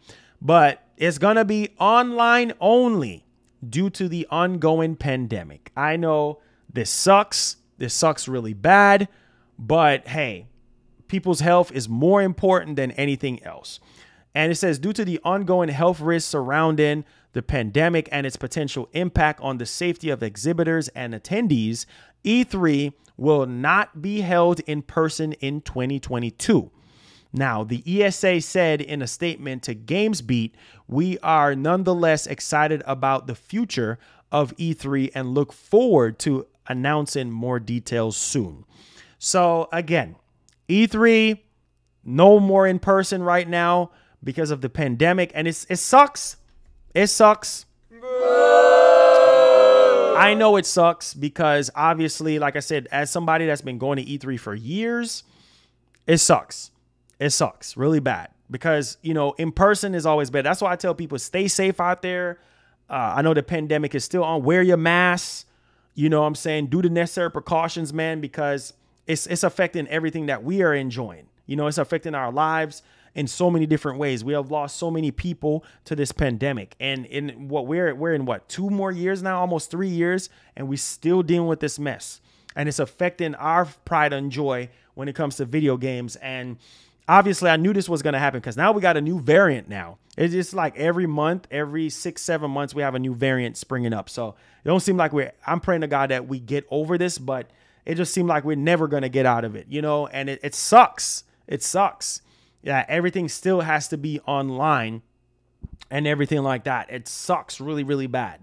And E3 just didn't really feel right because everything was just online. But I really, really want things to change and hope the world change for the better. you know, as we get closer to 2023 or sometime this year or something like that. I mean, things are just going left a wire. But nevertheless, to stay safe out there, guys. I really do appreciate you. This is one of the longest shows that I've ever done. Like literally talking the whole time. Man, I'm like drained now. So we're in the Q&A portion of the show. If you have any questions or concerns, do me a favor. If I did a great job, hit that like button. If you like how we do things here on the channel, hit that like button, hit that share button. I work my behind off for you guys every single day. So if you want to support the show by giving us a super chat to help out with the show, or if you guys want to hit the subscribe button if you're brand new, or hitting the like button, it definitely does help out. Tag me at Marlon Gaming Nation. We are now in the Q&A portion. Let me see some fire emotes in the chat if you did enjoy the show today. It definitely does motivate me to continue to push forward with the show and to continue to give you guys nonstop content over and over and over again. So I appreciate y'all. I love y'all from the bottom of my heart. And Q&A time. This is the fun part right here. Q&A is always the fun part. So let's transition. All right, can y'all hear me? I'm pretty sure y'all can hear me. Oh boy. No. I'm not gonna get a nap. I'm just drained as far as like talking, you know. Just I put in so much work into this stuff, you know. My man Ham says, "Good show. Don't forget to follow me on Twitter so I can DM you." I think I was already following you, wasn't I? Just tag me on Twitter. Tag me on Twitter. I appreciate you guys, man.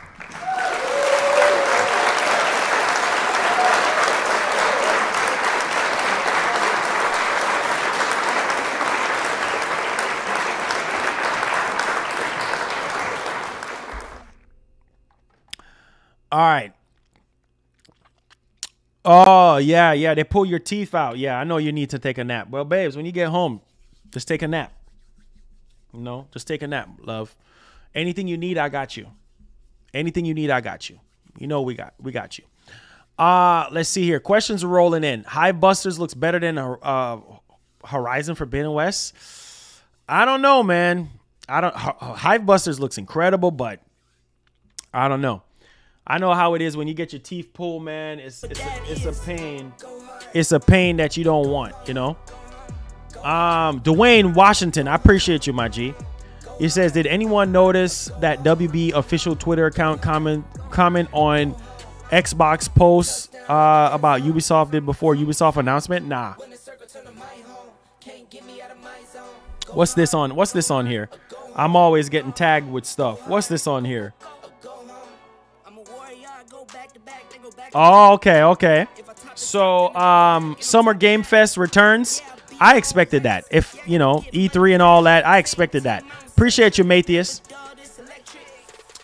Let's see here. Burgess says also, Marlon, you saw that I saw that on Steam. You can see Death Stranding Director's Cut. Yes, it's coming. It's coming there. I reported on it yesterday. It's coming. E3 for Xbox this year will be fire. We'll see. I can't wait, man. We got Starfield. We got Redfall. We got the next Forza game. Can't wait to see. Can't wait to see. It says, why do people have to put down one game to make another look good? Exactly. Just enjoy both. Just enjoy both. That's what I said. Yeah, gaming is on a whole nother level this year, man. Like I said before, just embrace it. Just keep pushing forward, man. That's the ideal thing. You know what I'm saying? That's the ideal thing that we want to do. We want to push forward with everything that we're doing. All right, my man King Mo says, big ups. Shout outs to Marlon for always delivering quality content. I try to do that.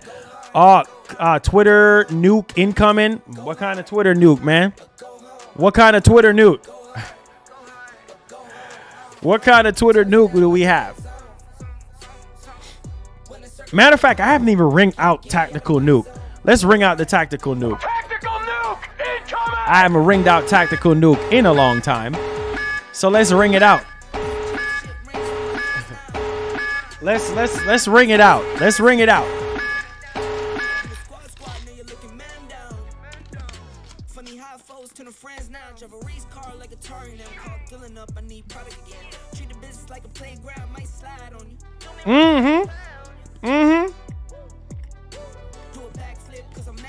Big shooter for real though. For real. Hey, for real.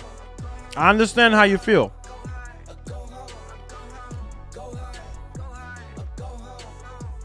Touchdown like the end zone. When the circle turn to my home, can't get me out of my zone. Go hard, or go home, go hard, or go home. I'm a warrior, I go back to back, then go back to back. If I top the top, then a double back, and I'm topping that. Yeah, I beat my own records. Yeah, I gotta get money fetish. Same team, I don't set trick. I don't see it, Matthias. When and put the Ricks on my toes. Me and bro, that's the give and go. Stay 100, end zone, keep them coming. I know. I won't flood my wrist on. I just wanna give my mama 100 racks. Let's see here. Richard Farmer says you deserve flowers, my G. Hey, thank you so much. I appreciate that.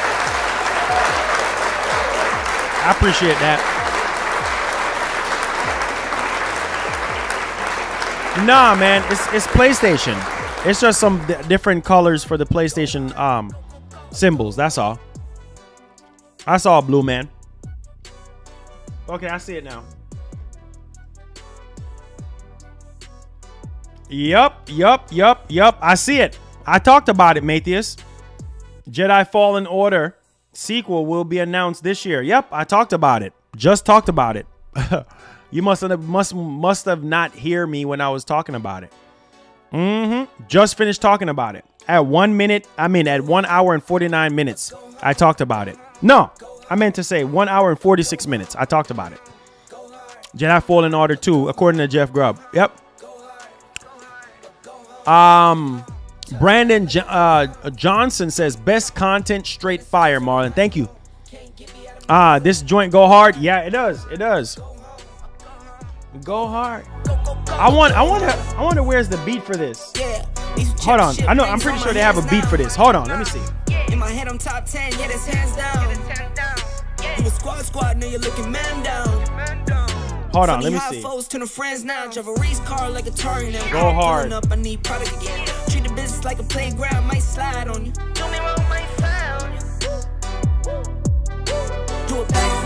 Oh yeah, here it is. Yep. Go hard, go home. Here it is. Here it is. Here's the beat. Munching on some peanuts.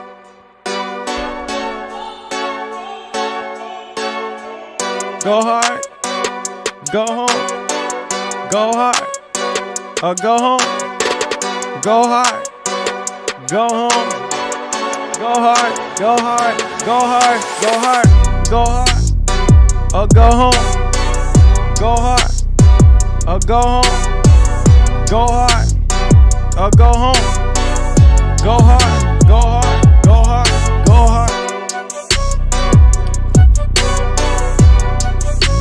TJ says another good stream. Hey.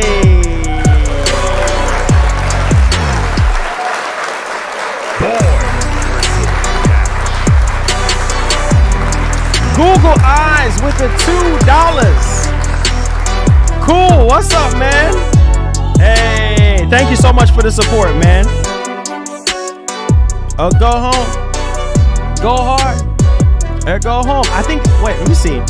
We had a donation from Heat Wave. Shouts to Heat Wave with the $2 says, will Sony do a blog post for the beta?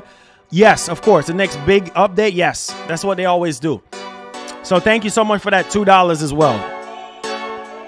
Go hard or go home. Go hard. Run it back. Let's go. Hey.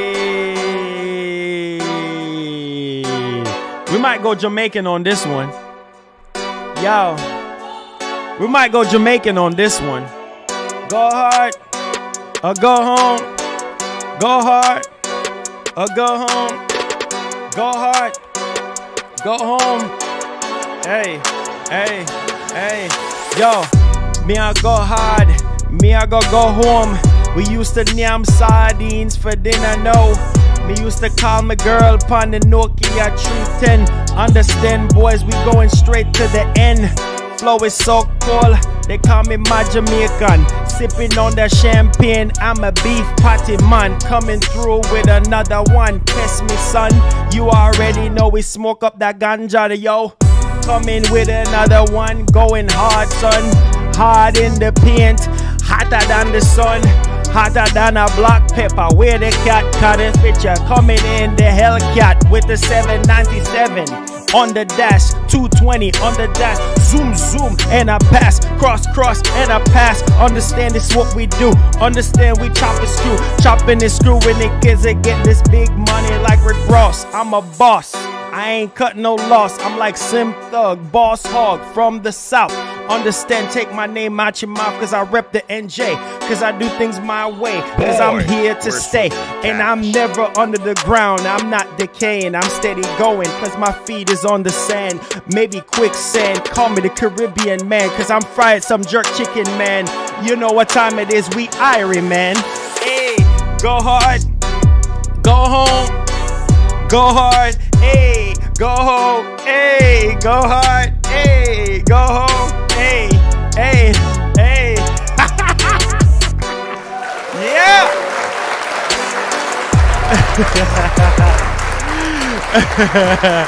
Hey, man, I switch it up on y'all. Y'all got Jamaican and y'all got American. There you go. Oh, man. Finna go off to get a one. Okay. Hey, get that PS5, bruh. Get that PS5. You know what I'm saying? Get that, get that PS5, man. It's a good system, man. Get that PS5. You won't go wrong with that PS5. For real, though. No cap. Blue Man says, you have improved a lot. Let's go. Hey, thank you so much, man.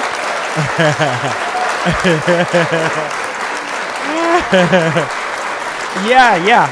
I am Peach. Yeah, my parents from there. I was born there, and I came up here when I was much younger. So, yes, sir. It says, I'm going to get Horizon Forbidden West, but Hellblade got me thinking, hey, I'm telling you, get that Series X, bruh. Get that Series X, man. I'm telling you. Bob Marley vibe, right? There you go. I got to switch it up on y'all, man. That was fire, though. I can't cap. That was fire. It says, my name is Dylan, and I spit hot fire. Hey. Let's go, man. Let's go. The G1 Series Evo price, $3,700? What? Man, it's gonna sit there, bro, because I ain't buying it. I ain't buying it. Most of these TVs, man, I'm telling you, it's just a lot of money. It's a lot of money. Peppo, what's up, man? He said, go shit. Batius, I appreciate you, man.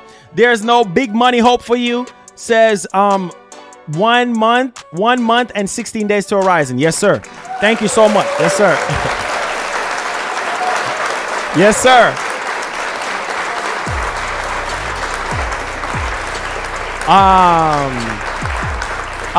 TJ says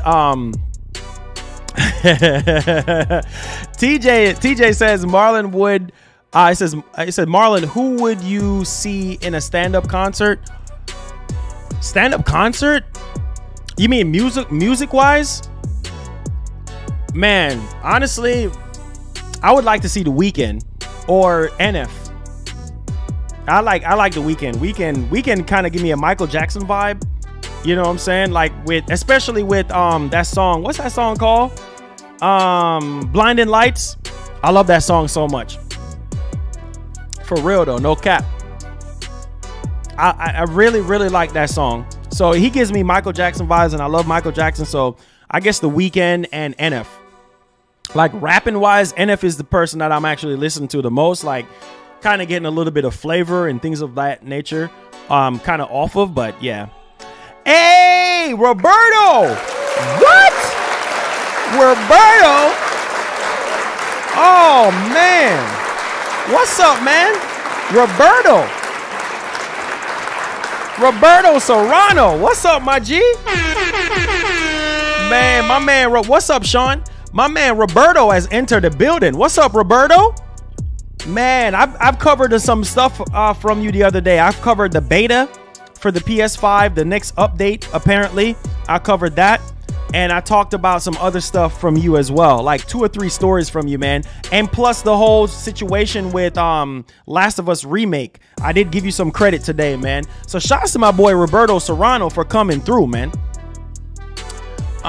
Shout out to my man Roberto, man. That's family right there. It says, have you heard the new Dr. Dre song on the GTA 5 DLC? No. Is it fire? I see you put fire emotes there, so I'm guessing it's good, right?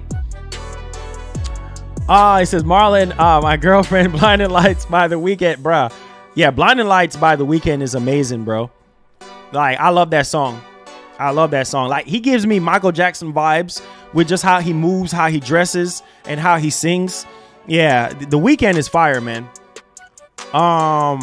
He said, Last of Us Faction is supposed to drop at the end of the year, I guess. Yeah. That's what we're hearing, because they're trying to do the whole Spartacus thing. And what Roberto said actually makes sense, because they want to drop the Factions 2 first before they drop the before they drop Last of Us Remake. So it just makes sense, you know.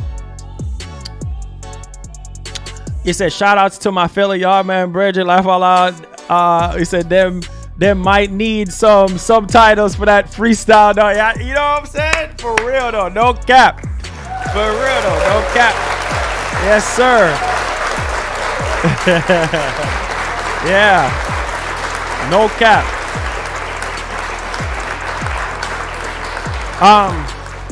Check my phone. Okay. It says the official colors of upcoming PS5 plates. Who's getting them? I don't know. I want to get the black and I want to get the purple. I like purple and stuff, so I don't know. I might get it. We'll see though what's popping. We'll see what color you're getting, Matthias. Let me know. It says your show is fire, bro. It says I'm going to tell people to check you out. Hey, appreciate you, Lo. Appreciate you, man. We're trying to get to that 50K, man. So anything will definitely help us out. You know, put us out there more. You know what I'm saying? It says, when can I get a shot? When can you ride? When can you ride in Black Sheba? Hey, real soon. When we start doing meetups and stuff, real soon, man. I got you covered. I got you. Don't worry. I got you. I got you. Says Sean family back with that 90K an hour. Real talk. That's how he does. That's how he does it. He's swimming in cash. My man OJ says, he says, yo, where can we get that beat? Actually, Go Hard beat is exclusive to Epidemic Sound. So if you go on Epidemic Sound, that's the company that I'm partnered with for the music for the channel. So if you go on Epidemic Sound and you type in Go Hard, you'll see it. He says, yeah, I'm back like P. Diddy gasket. Oh yeah, see, he only thinking big because he got big money. You see what I'm saying? He only thinking big because he got big money. That's how them big ballers be thinking. You know what I'm saying? Them big ballers with a lot of cash flow. It says, what game are you excited for? Hellblade or Starfield? I'm excited for both. I'm excited for Starfield and Hellblade 2. It says Dr. Dre featuring Anderson pack went crazy. Gotta listen to it. Okay, I'm gonna check it out. Hey, we're still waiting on that detox though. What's up with that detox, bro? We've been waiting for years on that one. We've been waiting for years on that one. Sean P. Diddy Combs says Marlon, the guy with the money. Nah, B. Nah, you say you back like P. Diddy. You know what I'm saying? So that makes sense. Of course. You the man, bruh. You big money. He said Purple Rain plates look fire. Yeah, that Purple Rain. I love Prince, man. I love Prince. That Purple Rain, bruh, is amazing. That song is so amazing. He says, I'm gonna make a boy. He said, I'm gonna make a boy wear swimming in cash hoodie, Marlon, bruh. Hey, don't worry. It's coming. I'm gonna drop it soon. I'm gonna drop that swimming in cash real soon. And y'all gonna love it, man. Y'all gonna love it. I can't wait to rock it in the streams and stuff. He says, forget your YouTube. You need a job in voiceovers. 100. Hey, that's the goal this year, though.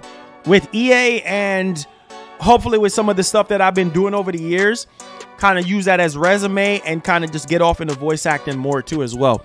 That's another foot through the door. Plus, I wrote 2 songs yesterday that I want to have on my album.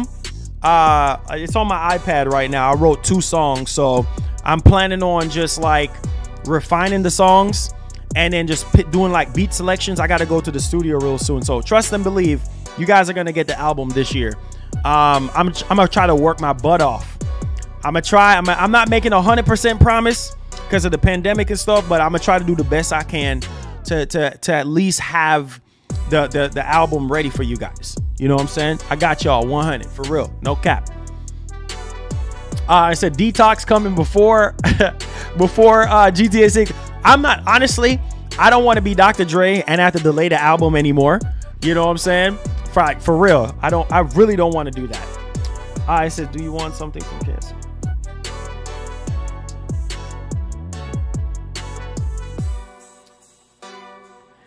Yes, I actually love KFC.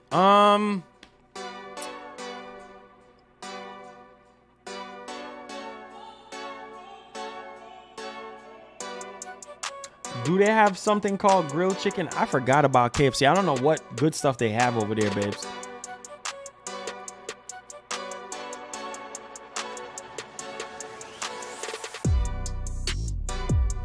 I didn't even see your message about your tooth and stuff. That's crazy. Don't worry, I'll take care of you. When the next live gameplay, I'm trying to do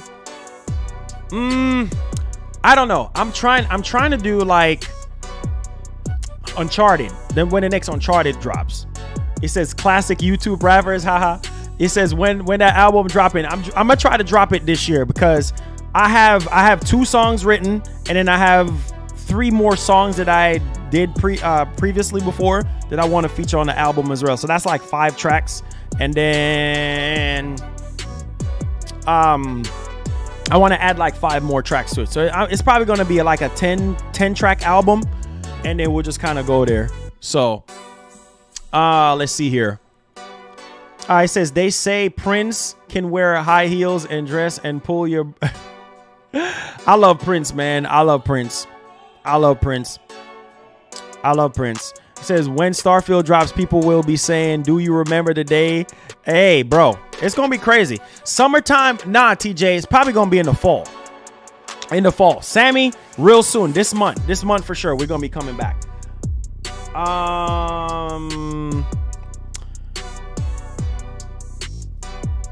It says, Marlon, give a quick listen of your new song you have written for your album. Give a quick listen.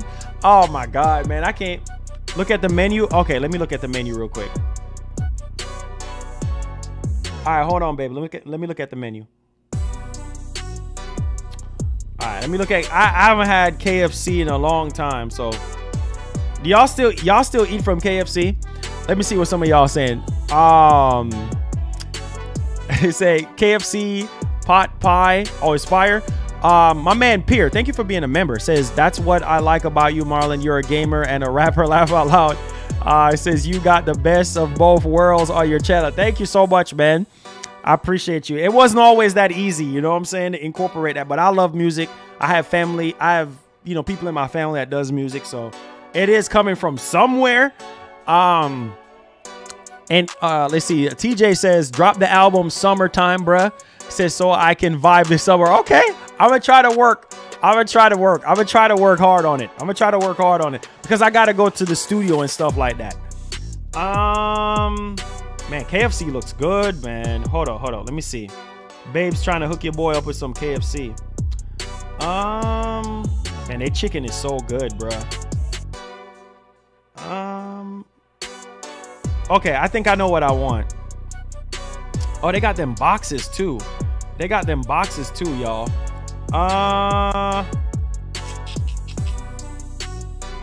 Let me do that.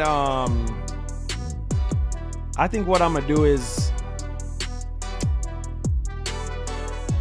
I guess that three-piece chicken box with biscuit and coleslaw and biscuit, coleslaw, and dang, I need something else. It's 2 sides: biscuit, coleslaw, and I guess fries. Yeah, I guess fries. I don't really eat a lot of fries, but hey, I don't know if she hear me.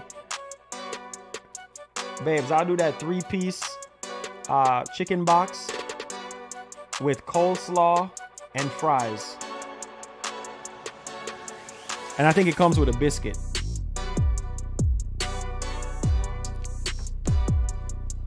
It says we eat healthy, but I can only do mashed potatoes right now. I don't care if it's healthier. Oh, mashed potatoes is good. Especially she can't really eat anything heavy because of her, you know, she pulled one of her tooth. So, let's see here. He said that boy about to eat the I'm done with you, TJ. I'm so done with you, man. I'm so done with you. I'm done with you. Boneless says, take time on the album. Don't be rushing like cyberpunk creators. Hey, facts. I appreciate you. I appreciate you. Yeah. You know who really inspired me the most? I would say is Nipsey Hussle. I know he's gone, man, but that dude, just the energy that he had and the mindset that he had, and even in his interviews, man, to this day, I go back and watch his interviews, man, and I learned so much from things that he talks about. And I know people have been wanting him to come out with an album for years, right? And most of the stuff that was on Victory Lap was like samples of things that he did before and that he put on Victory Lap. And Victory Lap took a long time to come out. And it's one of the best albums ever made to this date. You know what I'm saying? So I want to look at that kind of blueprint and kind of just take my time with the album. I don't want to rush the album because I want everything to sound good and I want everything to just be quality. You know what I'm saying? So that's the kind of mindset that I kind of have, you know, like that Nipsey Hussle mindset when it comes to certain things like, you know, releasing music and stuff like that. Because I learned a lot of stuff from Nipsey, like from his interviews and just the way how he talks and as a businessman and how he handles his music, owning his masters. That's something else too that I want to do. Like, I don't want to get gobbled up by a record label, but I want to just be independent and own my own masters. You know what I'm saying? That's the type of mindset that I want to have. You know, and a lot of artists should want to own their own masters, bruh. And there's nothing wrong with signing up with a record label. You could do whatever you want to do. But me personally speaking, owning your own masters, bruh, if anything should happen, you know, your family will get that. You know what I'm saying? They'll get all that, you know, what you call it, royalties. You know what I'm saying? So that's just how my mind is thinking right now, you know? That's how my mind's thinking. What's up, C Hendo, my brother? The man, the myth, the legend, the man that's responsible for Jedi Fallen Order 2 to come out. The CEO of EA is here. Please, VRR, I think is going to be in the next update, the next beta update that they do. I don't think they're just going to release it by itself, but that's what I'm thinking. Yes, rip neighborhood Nip, man. I love Nip, bro. I don't talk about him as much, but that's because I'm still emotional about the situation. But Nip, man, yeah, he's one of my favorites. Like, you could ask the wifey, like, I be jamming Nip in the car and stuff. In the truck, I should say. He says you can get a deal and still own your masters. That is true, but it just kind of matters on like the type of deal it is and what they're requiring of me. You know what I'm saying? Like 2 albums, 3 albums, 4 albums. You know what I'm saying? So yeah, for real. Men in Black PS5. Yes. Supposedly Sony Ben is working on that. Apparently. I don't know why Sony would cancel Days Gone 2 for Sony Ben to be working on apparently Men in Black. I don't know. I'm just saying. I love Men in Black, but as a movie franchise, but as the games, I don't know. I don't know. It says, yes, so the Taylor Swift thing. He said Taylor Swift thing, huh? Yeah, Gaskin, I don't want to do that. I just, like, I want to take my time with the album. I know I said I've been taking, you know, I've been delaying stuff or whatever, but I just want it to come out right. So when you guys hear it, and if you're a part of the Big Body 50, you'll get early access to the music as well. So, he says you buy a Series S yet? No, not yet. It says play some Legend of Zelda Ocarina of Time on Twitch on the OLED Switch. Oh, I didn't even sign up for that. I didn't even sign up for that membership. It says right, Taylor Swift got screwed. That's what I'm saying.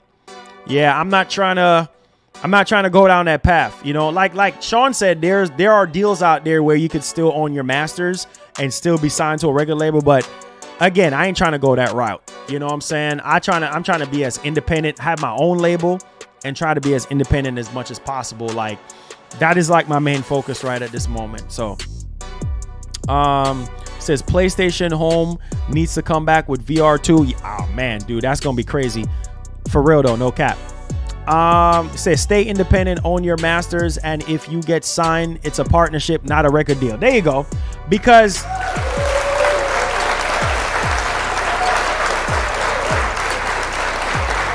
here's the thing though.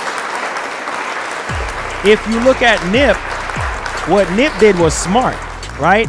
Nip was independent, right? But he signed with what was it Empire?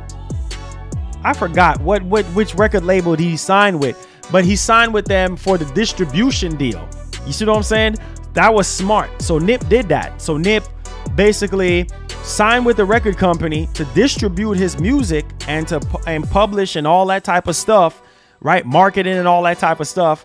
I forgot which record company Nip did it through, but that is smart. That's how I would want to do it if I want to get a record label to like be involved. It's like get them to like do the publishing and get them to like put it out there, you know what I'm saying?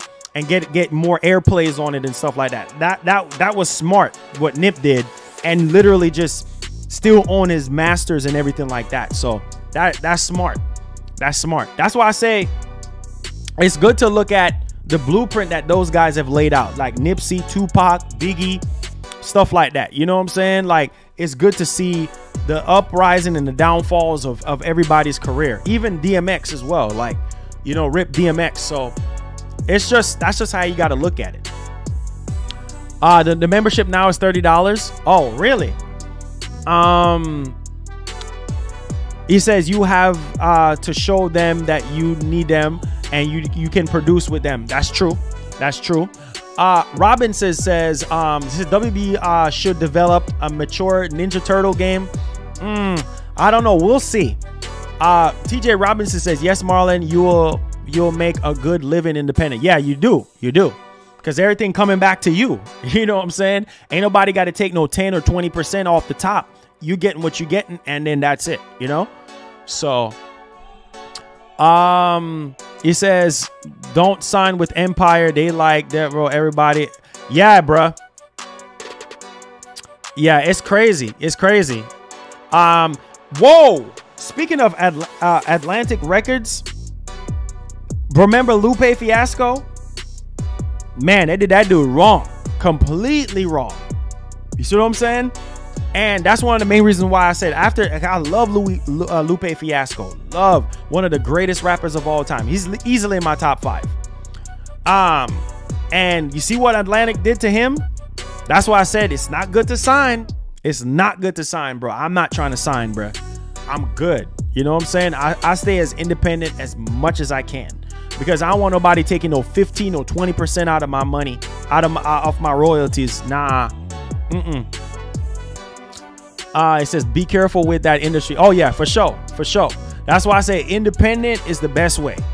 You know what I'm saying? Independent is the best way because like Gaskin is saying, says, yes, I work for an industry and we take 15%. See? 15%.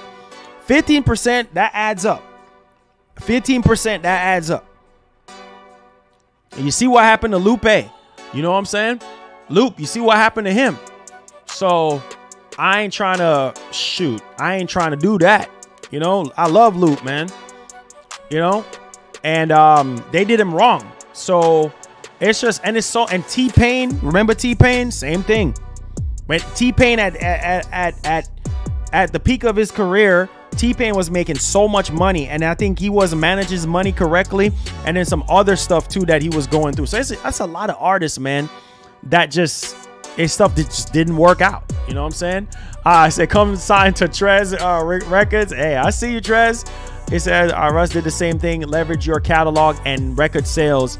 It says streams when you were independent to get better partnership deal on your own. That's true. That's true. And then because I do have a song on I have a song that was recorded professionally, and it's on Spotify right now. It's called I Miss You Etika, because I was going to work on a record. I was going to work on an album, you know, for Etika, and then we didn't get to finish it. So we have a lot of unreleased music, stuff that is still written, stuff that is like pre-sampled music. And we was going to work on a full album, Joy-Con Boys album for Etika, but I didn't get to finish the album. But we did release one song. I think some of you guys bought the song and things like that. And I think that song did pretty well just off the one song. I think we had 5,000 listeners for the month, like off just that one song. So that's not bad for one particular song. And I think with Spotify, I think it's like 25 cents per play or something like that, or 10 cents. I think it's like in the cents. I forgot. I think it's like 25 cents per play or something like that. But it adds up. It definitely adds up. You know what I'm saying? It definitely adds up. Oh yeah, Loop is definitely top tier MC for sure. For sure. And DMX as well. DMX has to be in the top 5, man. Like, has to be. It says I'm actually let me see this. A mainstream music video director. Really? See, we got people in the nation, so if we need help with anything, you guys will be out here. Low-key, that's fire, bro. Wow. Low-key, that's fire. Hey man, we're gonna have to connect, bro. Because you know, it's a small world, man. That's the beautiful thing about doing YouTube, is that you just don't know. You just don't know who you're dealing with. You know, you got a lot of people subscribe worldwide with many talents. It's good to have people in the nation that have talents, man. That's what I get happy about. Oh, TJ, it's on Amazon too. I think it's everywhere. It should be on Amazon too. But yeah, I Miss You Etika. If you look it up, you'll see it. Let's see here. It says rip rip Etika, man. That's my brother right there, man. He rests in heaven wherever he's at, man. I know he be looking down on your boy. It says there's a guy in UK called Aaron Lambo, and he did a film doc about his life, and he buys a Harley Davidson every few months from royalties. Wow. I'm telling them royalty checks, man. I mean, you could do a song 10 years ago. Why you think you have so many one-hit wonders? You know what I'm saying? Like Soulja Boy, if Soulja Boy would have just come out with Crank That, and then that was that boy would have still been good, right? He wouldn't have to come out with anything else after Crank That. But obviously he had other songs that was decent, but not on the level of Crank That. That sold Ringtone, that did millions of streams. And you could be good for the rest of your life just off one song. You know what I'm saying? If that song, and especially with social media like the way it is now, and TikTok and all this stuff, you make one song, man, and it goes viral and it goes on TikTok, bro, you are good, because that's royalties out the farm, my G. You are good, because every time your song plays, you're eating. You know what I'm saying? And if the song goes platinum, not gold, but platinum. I mean, if it goes certified gold, that's still good, but platinum, oh my God, dude, you are eating for the rest of your life. Because me personally speaking, if I drop one song off my album, like the first song on my album, God, I'm praying it goes viral and it's a TikTok thing and it's getting played everywhere worldwide. Oh man, Oh man, you're swimming in cash, because over time, say the next 10 years from now, radio picks that up. It's in the commercials. It's everywhere. Oh man. And then in gaming, you already know they love using songs for gaming and stuff like that. Imagine if it makes it into a PlayStation trailer or something, man. Then you know Sony got to cut you a check for using your song. Man, I'm telling you, music, you can make money. You can make money. But it's not about the money for me. It's about taking care of my family, and leaving something that I know is meaningful. You know what I'm saying? Leaving a blueprint, leaving something that the kids can follow and they can fall back on something. That's how my mind is thinking. You know what I'm saying? Not just so much on the money, because money comes and goes. We don't love money. We just need money to survive. You know what I'm saying? That's how we got to think, bruh. Residual income is a beautiful thing. Facts. No printers. It says Uncharted best not be $70. Why? You're not gonna buy it? You're not gonna buy it? Hey, it's all good though.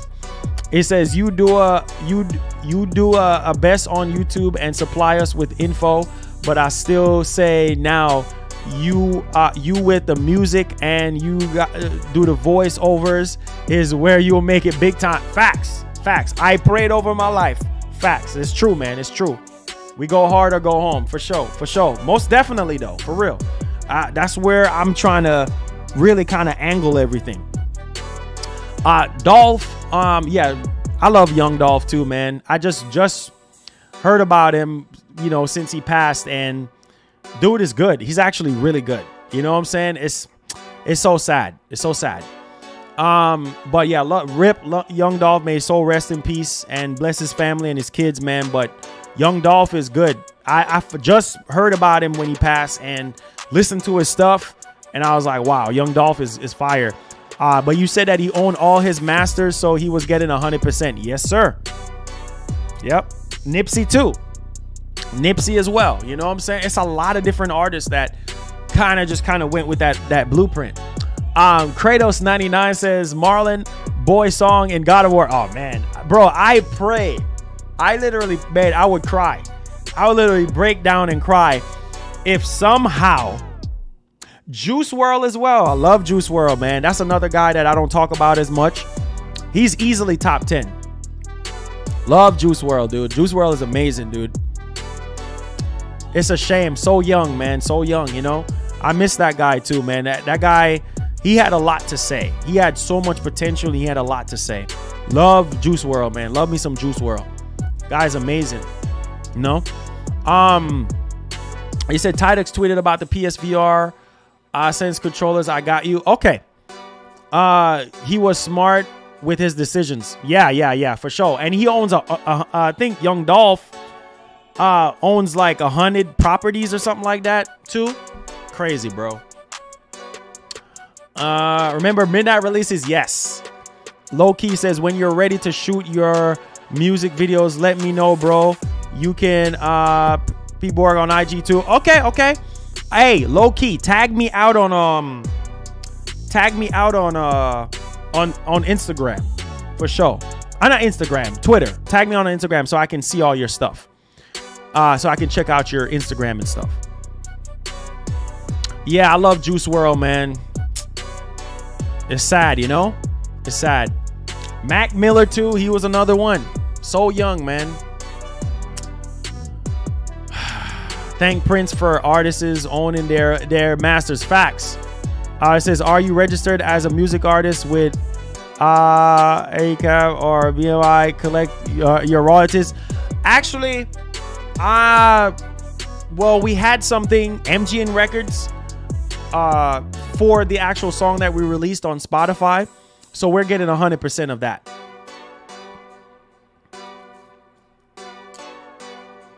Yeah, I love Mac Miller, man.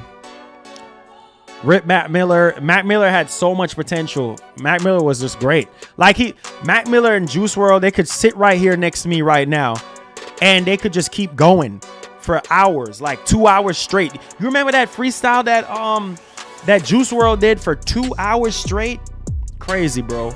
I think it was 2 hours or an hour and a half straight. I'm like, how do you do that?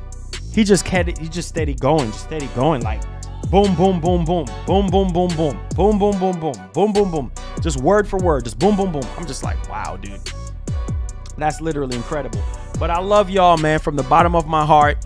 Thank y'all so much for the support, for making this a premier place for all your news and your information and everything like that. I appreciate y'all. So one love, God bless, hold tight, go hard, go home. And like my brother Edika would say, please have yourself a wonderful one. Love y'all. Be blessed, be easy. Holla at your boy. See you tomorrow, guys. Stay safe out there in this world.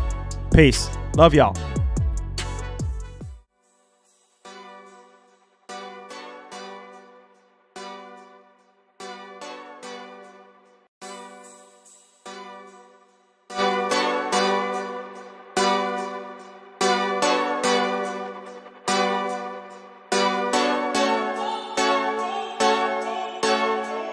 Go hard, or go home. Go home.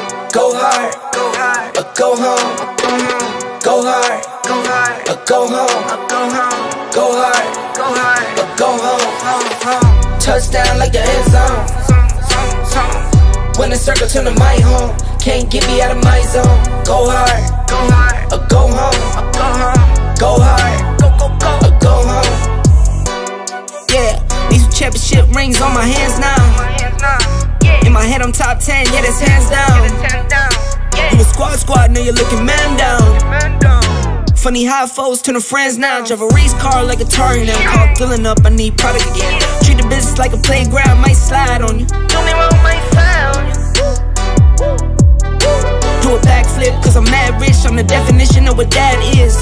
Go hard, or go home. Go hard, or go home. Go hard, or go home. Go hard, or go home. Touchdown.